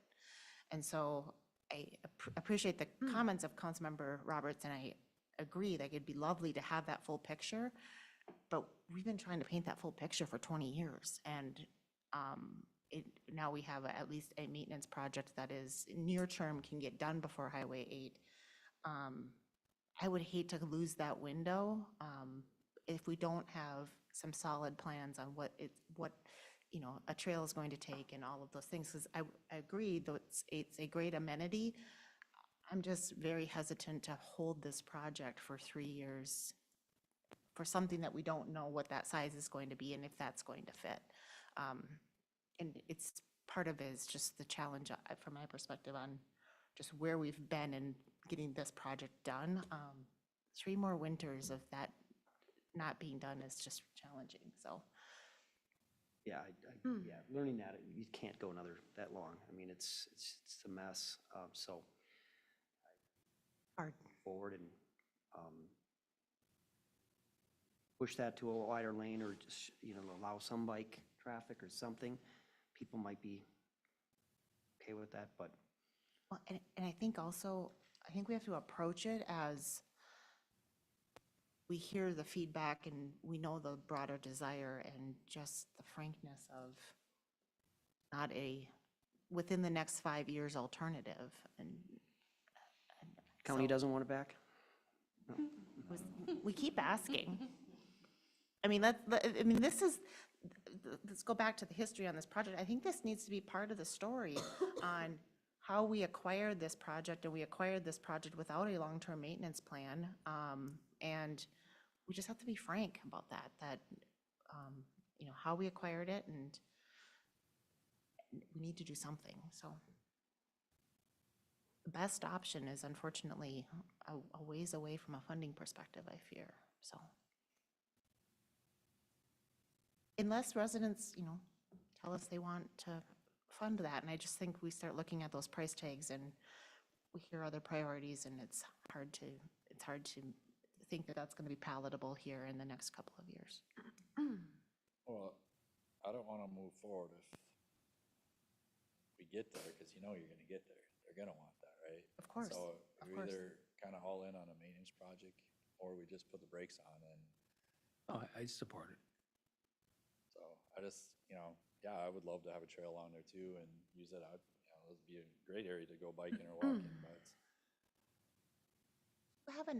To support, when we're having this conversation, what's hard about this is we need to, you know, the attention span of whoever's attending that, you know, open house or whatever is, we've got somebody's attention for 10 minutes, and we need to somehow get, it's kind of just like what we saw with the road, with the Monopoly example, right? We need some graphics or something to help paint that picture that tells the story that we've all seen from talking about this for hours and years.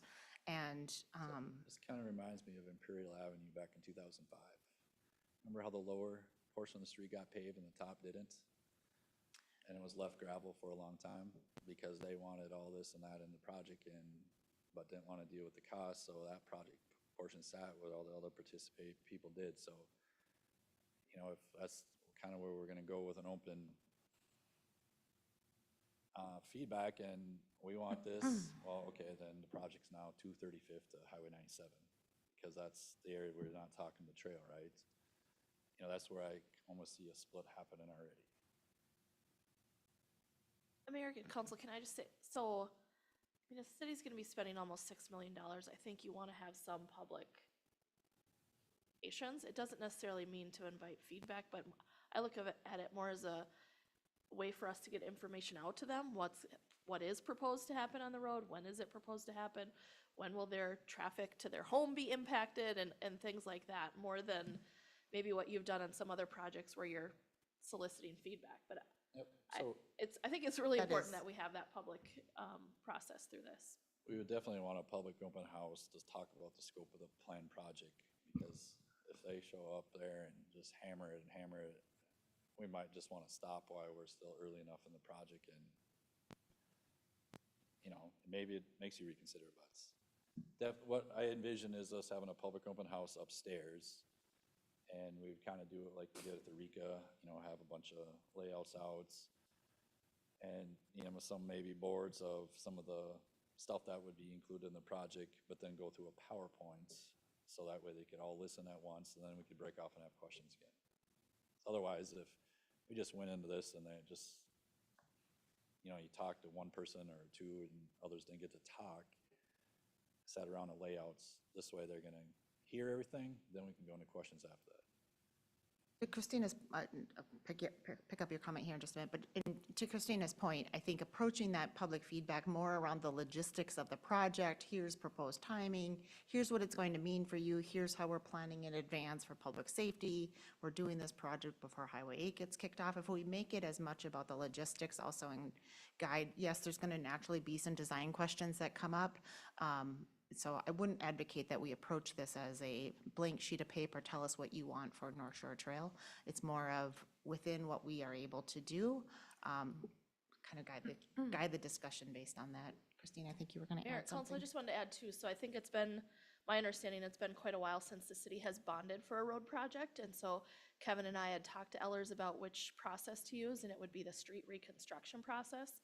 And why that's important and why I think public involvement is important is because you will pass a resolution to approve that bond, but you'll have to wait 30 days because there's an opportunity for a reverse referendum from the public to petition to have it go to the next election. And so if it feels like I'm pushing you more than you or Ryan might be comfortable on a public process, it's because that's one of the risks that you will face in financing the project this way as well. And so I think the more work we can put in to it upfront will hopefully help those 30 days pass without event. Is there a way to get an estimate of, like, if we were to go trail and wait and, like, so we're at $6 million and it could be 25 million? I mean, having those numbers would be helpful to be able to educate the public as to why it can't happen. Yeah, we could easily put costs together of infrastructure think- and. Also, cost of some of that infrastructure, and then also the process of what that would take to acquire that many right-of-way. So you can certainly quantify the number of impacted project or properties, and just, it's a, as I understand it, a fairly sizable right-of-way acquisition project if we were going to do that. And so I think just having some of those data points helps to hone in on, that's why at this time, council's on, the project in front of them is a maintenance project. And watershed impacts, I think, would be the biggest thing, another really big thing, right? So who's willing to have a swale in their yard? Sorry. Yes. Too soon, Christina, too soon. Tim's left.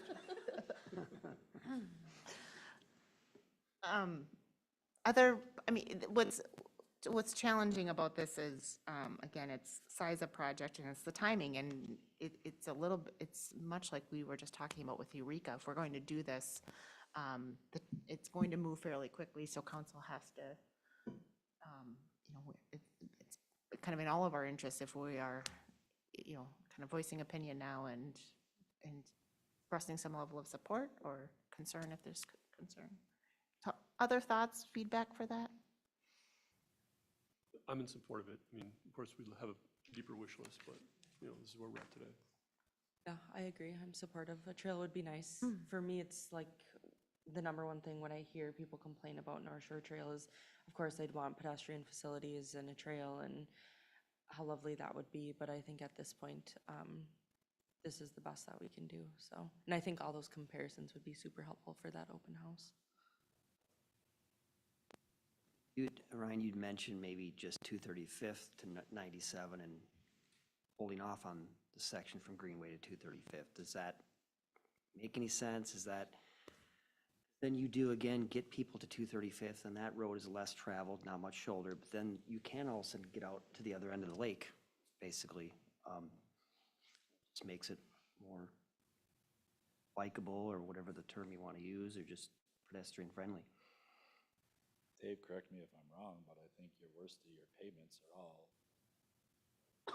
outside that 235th area. Where is the worst stretch of pavement? What's that?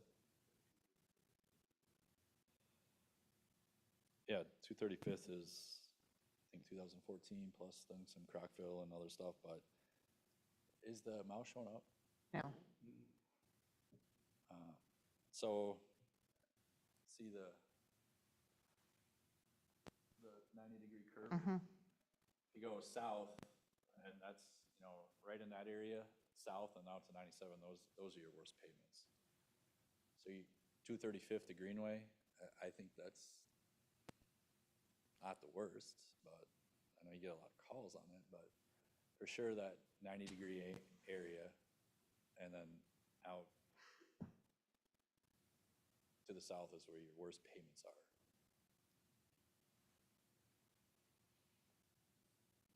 Thrown out there for discussion.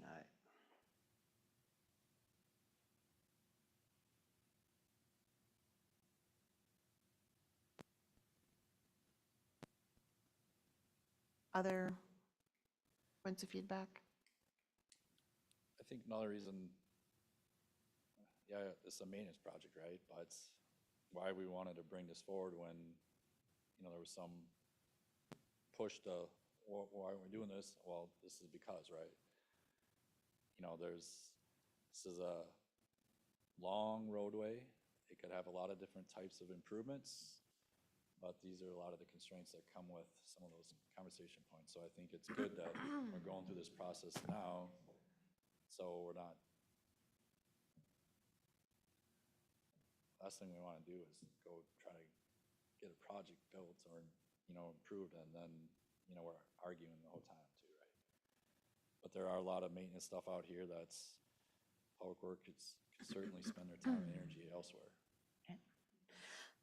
My concern on, I don't know, my concern on having it be, if we're adding an amenity like a trail, my concern on doing that in a piecemeal approach without a broader plan of getting the whole thing done, I worry that we just serve that one piece without the broader answer, and I feel like that's the wrong, I'm not comfortable in the near term being able to make that decision, and I feel like we're running out of project time if we want this to happen before Highway 8. And so our options are limited to what the time we can accommodate, and so that's where I'm nervous I'm veering too far off of a fairly, it's a big project, but it's fairly simple in design. So is the plan on the first, on 61 to Greenway with all the full reconstruction, utilities and that, to get some ability to get some funding on that? That's been maybe discussed as It was potential? one of the areas that was a potential LRIP candidate, but it was the decision to go after the LRIP application for County State Highway 32. So then that would kind of omits the option for this, for here? The area that, from Highway 61 to Greenway? Yeah. So that area needs to be reconstructed because we need to remove and replace existing water main and sanitary sewer. That's an area that was identified in the sewer study too that had some constraints. And is it a 5-foot walk? Maybe a 4-foot walk along the one side, right? So that area was gonna have pedestrian improvements, part of that section. It's obviously an oversized road too, so we would go through probably a few different scenarios and bounce that. That was gonna probably require a lot of public engagement, that section. And would that be like that 27 or 28, 29 timeframe? I, again, would not recommend, I mean, after, obviously, that's not gonna be ready for a 25 construction Right. season. So I that'd guess be my thought, 2028 or later. my thought would be, could that, from, from 235th back to 61 be part of that project, and we move forward with this one from 235th all the way to 97? If we want more time to explore potential trail to 235th. So you're saying we would make this section smaller to shorter? Right. I don't know what that is from Greenway to 235th. Dave, is that mile and a half stretch to, it's not that great. A mile that we wouldn't do, that we would give us some time to look at doing some trail facilities to get to 235th. That could be an option too, but just keep this thought in the back of your mind. That area on North Shore there, from 61 to Greenway, was just under $10 million. And we don't have, from North Shore to Greenway is just under 10 million, and we don't have a timeline for that yet, correct? It's in the CIP, but with the Highway 8 getting pushed back, I don't think you would want to stay with the timeline that's in your CIP. And then you would have to work very differently through your financing too, moving forward.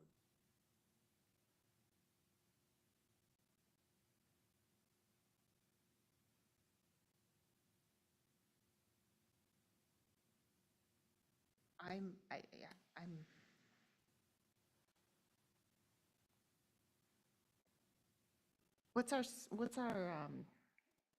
if we were to take that approach, what's the timeline to get some of that information? Or do we have time as, we're considering, is you're considering that, what is the timeline to get that type of information? My concern is we're putting off a certainty for things, many things that are unknown, and there's a lot of residents impacted by that section. And if I'm that resident, I kind of want that street like redone pretty soon. What level of accuracy you want, right? I mean, I could go. Highly start working accurate. on an estimate tomorrow, but knowing the topography and what's gonna have to happen if you widen the road and put a trail in there, you're gonna lose the ditch. Then now all of a sudden you're pushing the typical section of the trail out into the ditch. What are you gonna do with the water? Now you know you're gonna have curb and gutter and storm sewer, then where's that storm sewer gonna take you to? Do I then, have to then chase it to property acquisition or wherever to have a pond built? So those are the things that would go into that quickly. I don't have time to wait for a survey to go out there and do that to get that, so it'll be a two-dimensional estimate, but, I mean, you get somewhat close. There's so much stuff the watershed district is involved in that too. I mean, it would be, how would you even plan until you know exactly what they want to do? Well, we would have to come up with a design that meets their rules and requirements and then submit it for an application for them to review and approve. But, I mean, just like you would on any other street reconstruction project. But then, if you start and get in some of the reconstruction stuff, I gotta bring up your assessment policy. Like, are we gonna go down the 429 process? Your policy says we would. So that adds feasibility report, that adds certain steps in that project. I'm not, You got a big staff. so I Yeah, follow, but I can't hold meetings without certain days in between them, right? I gotta follow state statute. what's the, so what's the tipping point that would get us into 429? And 429 is assessment statute, right? What's the tipping point that gets us into, now we would be considering assessments? I would wanna probably discuss that with the city attorney, just because it doesn't clearly define between, could you hide this all in trail work, or are you gonna get into some street work? You're gonna get into some, right? But how do you Yep. maneuver through that Fair, with the fair. current assessment policy? fair, okay.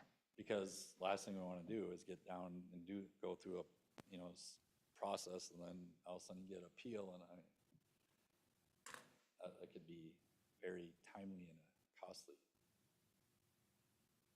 And just for transparency of process, it's been a very long time since we've done assessments, is that right? 2015 was the last assessment project you did, and that was 15th Street. 15th Street. You tried doing that in 2009. Assessment policy was much different than it was when it was revised, once you implemented franchise fees. And then you did the full assessment project in 2015.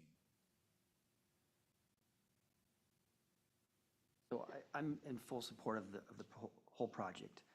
I would like to somehow explore a little bit of this 235th to Greenway stretch of maybe not doing it. Maybe that makes no sense at all. I think that is a key piece, and so maybe that section ends up being all of a sudden 61 to 235th on the second phase of this. I understand your point, Mayor, about, most of the people drive through and they're gonna have a mile of bumpy road, which is really odd when they've had this nice, but I think you could maybe sell that to the public, like, we may not get there, but we're looking at doing some trail amenities there, and I think people would be okay with that or would want that. Whatever the rest of you guys want. Brian, how much specificity do you need from us tonight on, If we're in favor of moving forward with the project footprints, I think we would want to come back in May to authorize plans and specs. Maybe that project changes during that project, but the main thing is to really get the geotechnical work going. We would need that information anyways, and that's not going to change. So that'll be something that, we did that on 15th Street, right? You actually did the geotech work in 2009, but we used it in 2015 or 14 for the design. So that stuff will be stuff that's there. and then move forward from there, but. But Mayor, I think we want to know tonight a little, I'm hearing one member who wants to really explore the trails, and I'm not sure I'm hearing that from the rest of you. Not to minimize your concern, right? But like, majority rules, we got to figure out direction here. And I think it's, in order for Ryan to bring something back, we need to know what that is, or do you want another workshop to have him bring some more of these details back before you decide if you want to cut it off at 235th instead of Greenway? I don't want to go down one path and then get pulled another if that's not the direction, so. But he could start doing, I mean, the work's gonna be the same. Whether we widen it out, the work started. In that area, right now, we're not gonna go out and blanket survey. It would be areas if we agreed with Public Works where some of that curb and gutter might go in, that we would have to survey maybe 50 feet or 100 feet of a project. But if you're gonna look at fully exploring a trail to be added, other than just giving you some two-dimensional costs, you would have to go do a topography survey out there. And you would do soil borings down in that area too, so you know what type of material, and I don't know offhand, do I already start getting in wetlands in some of that area? You might have to do some of that. Maybe if I could try and make it a little easier, as I'm understanding it. Maybe the question before you tonight, because I'm hearing general support that we want to go forward with something on North Shore Trail. Maybe the question is as simple as it from Greenway to 97 or 235th to 97? And once you make that choice, then we know if we need to go down the trail route, right? Like if I hear from most of you it's 235th, then we focus on that. And then the long-term thing is the trails and all the rest.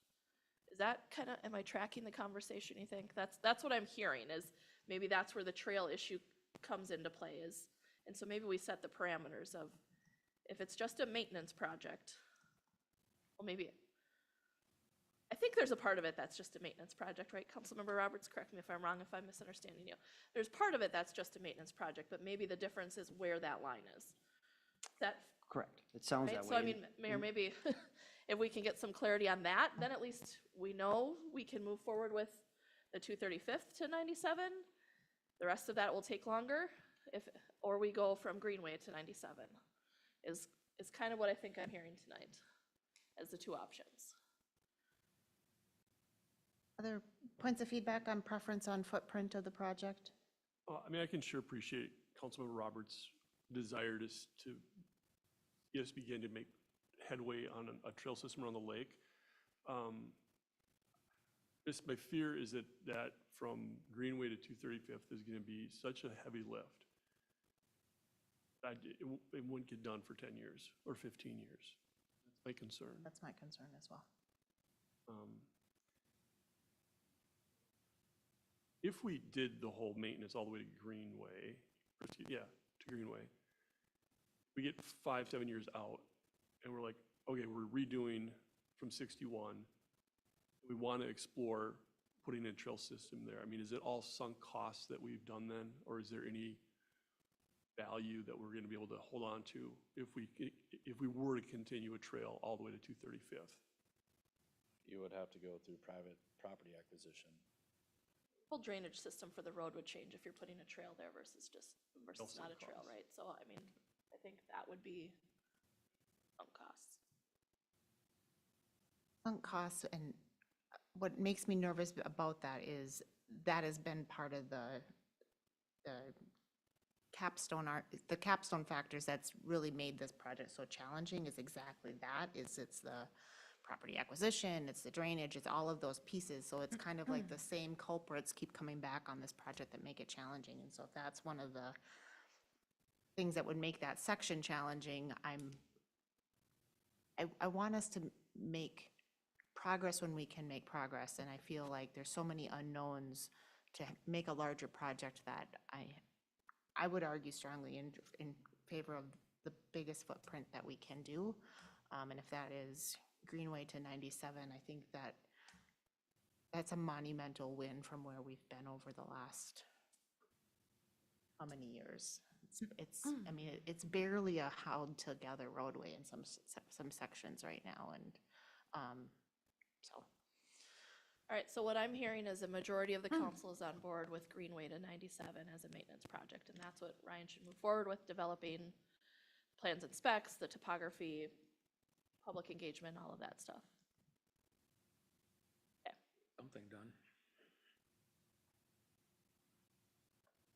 Any other of discussion? All right. Thank you, Ryan. Christina, thank you for navigating us to some conclusions. Okay, our next agenda topic tonight in this workshop format is consideration of the DNR grant updates and potential changes. And Jamie, I think you're taking this one. Good evening, Mayor, members of council. So I know this item has come before you a few times. We're here to talk about the Belts Park grant. In a recent conversation with the DNR requesting returning of grant funds, the city staff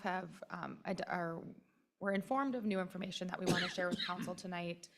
Before I do that, I'm just going to do a quick recap just to kind of get everyone's minds fresh on where we've been, and then we'll kind of get into the new information that we learned recently here.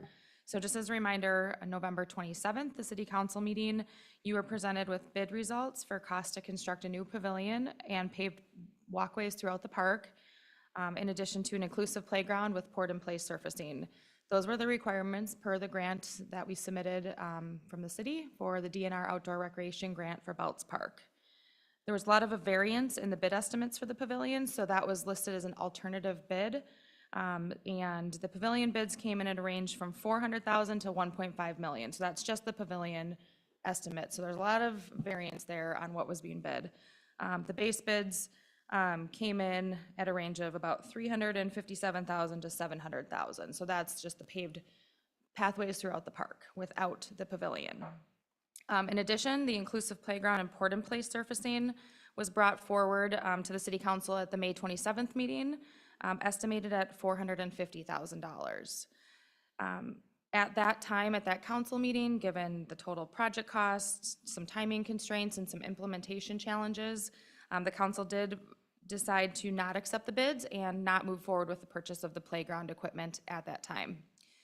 Most recently, the council was presented with some more information at a workshop on March 18th, where it was discussed to do something at Belts Park, given the time and investments we've made into planning, and something should be done there for the project. At that council workshop, with the information presented at the time, the council was favorable to the idea of the basketball tennis court reconstruction and some rehabilitation to the existing warming house structure. That was the feedback from council.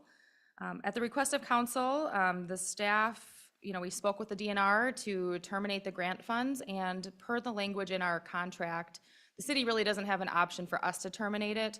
Basically, the language in there states that if the state finds out that or is informed by the city that they haven't made sufficient progress on the grant, or the grant will not be fulfilled as planned, they would terminate our contract. So in a recent conversation, and which brings us here tonight, having that conversation with the DNR so we could bring something back to the council to formalize kind of that returning of grant dollars. The DNR has recognized the challenges that the cities that have received this funding have faced with inflation and just, a lot of other things. They're seeing those communities that have completed their projects, they're far exceeding budget and having overruns and such. So, this isn't a unique situation. The DNR really is trying to work with communities to allow them an opportunity to still make this work and keep the funds that they were awarded for their grant. And with that, in that conversation, staff were informed that we were offered the opportunity to extend the grant an additional year, which would be December 31st of 2025. That's when the grant could potentially now expire. Additionally, in that conversation, we talked about the project scope. When we applied for the grant, staff working with consultants, we did include the pavilion as part of the grant application with the accessible equipment and poured-in-place surfacing. With that pavilion included, our grant application was scored very high. So it was a very strong grant application. Through this conversation, if the city would reduce our scope of the project to be the inclusive playground, poured-in-place surfacing, and accessible pathways throughout the park, that Reduced scope would also be still very desirable to the DNR and scored very well. The DNR would welcome us to consider a grant amendment. It would be an amended grant contract. It would have to be approved by the National Park System. However, the DNR has informed me they would strongly encourage the DNR to approve such amended terms, and it is very likely that would go through. So there would have to be an amended process. Given that change of, the extension for the grant and change of scope to really reduce that pavilion, removing that as part of our grant requirements, we wanted to share this information with council for discussion tonight. I'm just gonna take a minute and talk about the fiscal impact if we would do this or have interest to explore this further. Currently, in 2024, the city has has $900,000 in planned park improvements. This is $650,000 for the Belts courts and the building rehabilitation, and $250,000 for Fenway Fields improvements. At the end of 2023, the park dedication fund balance was at about $1.4 million. We also have $100,000 in planned revenue for the 2024 budget.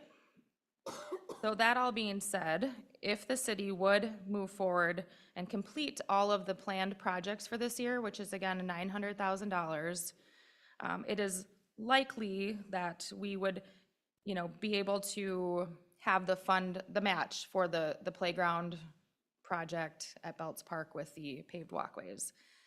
Just one more comment and then I'll open up for discussion. So the new project scope for Belts Park, given this potential modification, is estimated at about $850,000. And that's obviously something we would have to refine. These prices are from 2023, 2024, to get us that number. So let's just say it's, planned and estimated $850,000. The grant is $300,000. That's an estimated amount of about $550,000 for the city to complete that project. The Forest Lake Rotary has also made a contribution several years ago, which was towards inclusive playground. They wanted it to have, a specific use towards inclusivity and in that playground. So those funds would also be available for this project. Lastly, staff, when we did include the pavilion as part of the project, we talked about phasing and implementation. And with the pavilion as part of phase one, that really posed some challenges to accessing the upper portion of the park, which would be a future phased improvement for 13+ equipment. However, after staff evaluation, without doing this pavilion now, I feel like there will be an access for completing that as a future phase. I think it is very viable that we could access that. We haven't vetted that through with engineering and all of the things, but it definitely is more realistic to consider that. I believe that's everything. I guess the last fiscal impact portion of this, in closing, there would be the funds through 2025. However, this would impact, 2026 planned projects and beyond. So we would need to look at, the approved capital plan, funding aligned with that, and may need to make some modifications there for the 2026 and beyond, and or identify some additional revenue opportunities, whether that would be bonding sooner or other tax levy supported dollars for 2025 or 2026. So for tonight discussion, really the two questions, would the council like to explore this option further with reduced project scope, being the inclusive playground, poured in place surfacing, and accessible paths in the park with an extended grant deadline through December 31st of 2025, or would the council like us to continue terminating the grant contract with the state of Minnesota DNR? So with that, I'm happy to answer any questions. Otherwise, pretty high level of, would you like staff to bring some more information back about this or continue with terminating?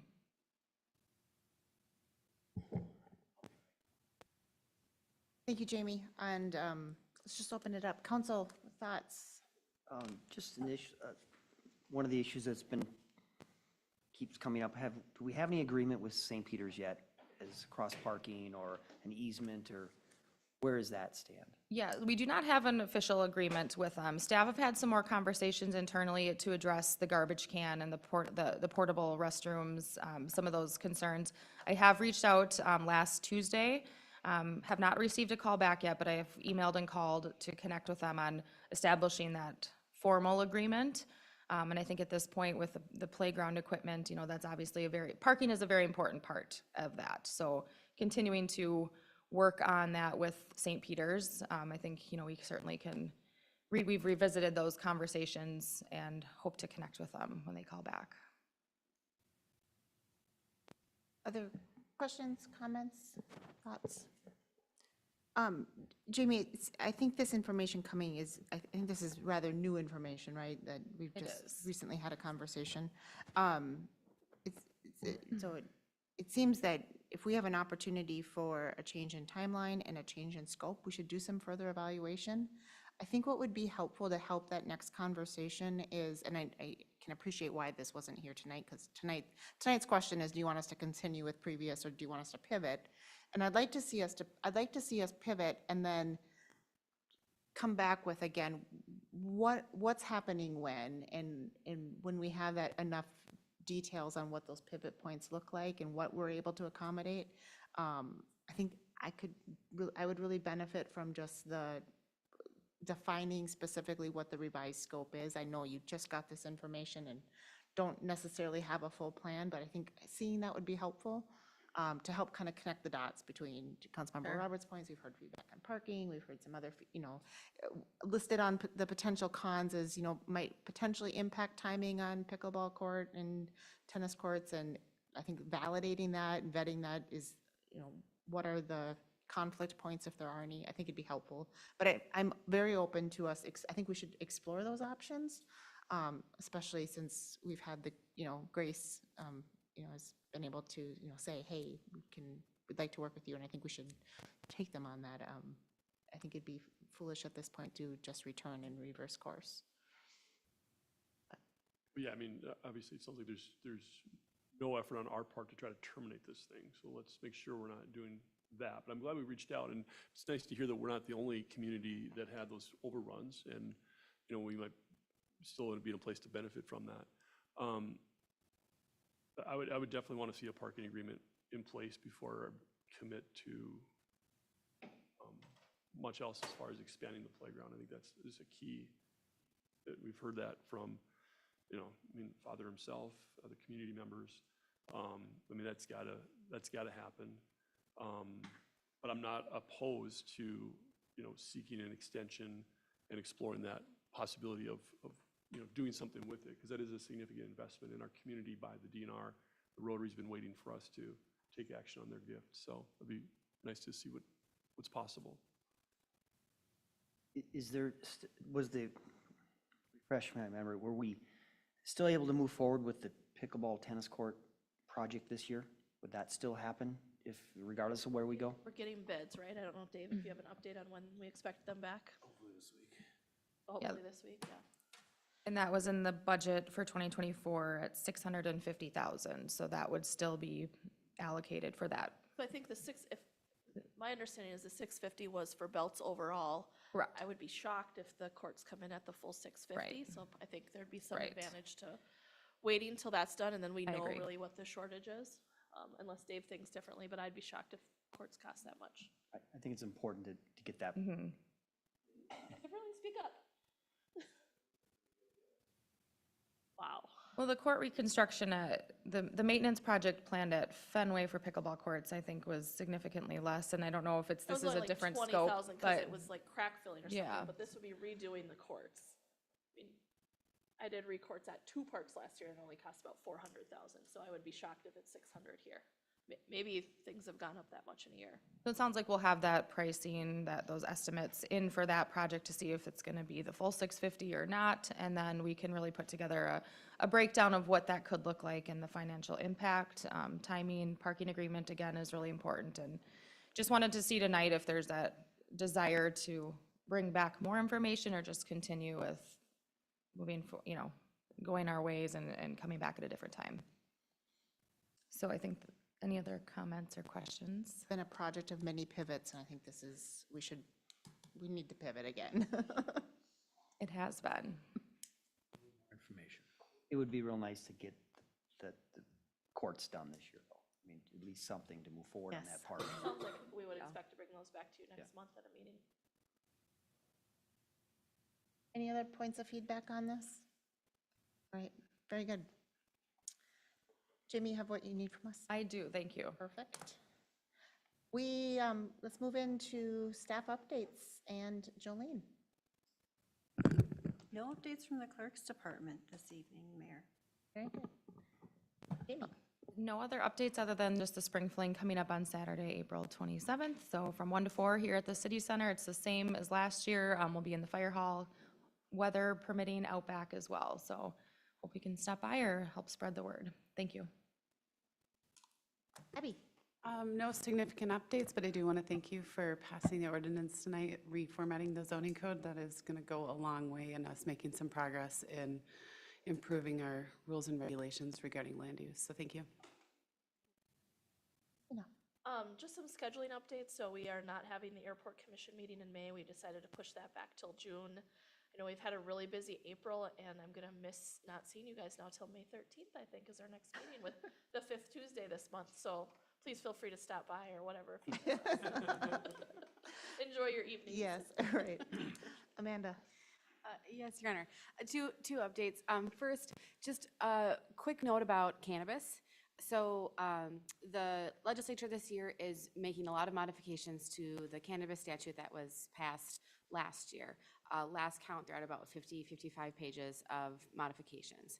The last day of the session is May 20th.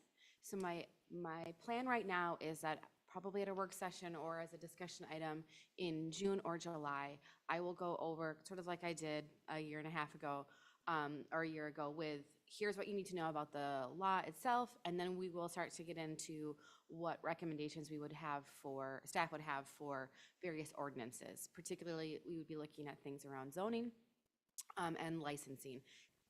The city cannot license these businesses, but you can register them. It's sort of a different word that means very similar. Not exactly the same, but very similar. So you can look for those updates coming. Secondarily, I spoke with Bart from DDA today. The city administrator position application period closes tomorrow. Council, you can expect some communication from Bart this week, probably Wednesday, updating you on how many total candidates there were.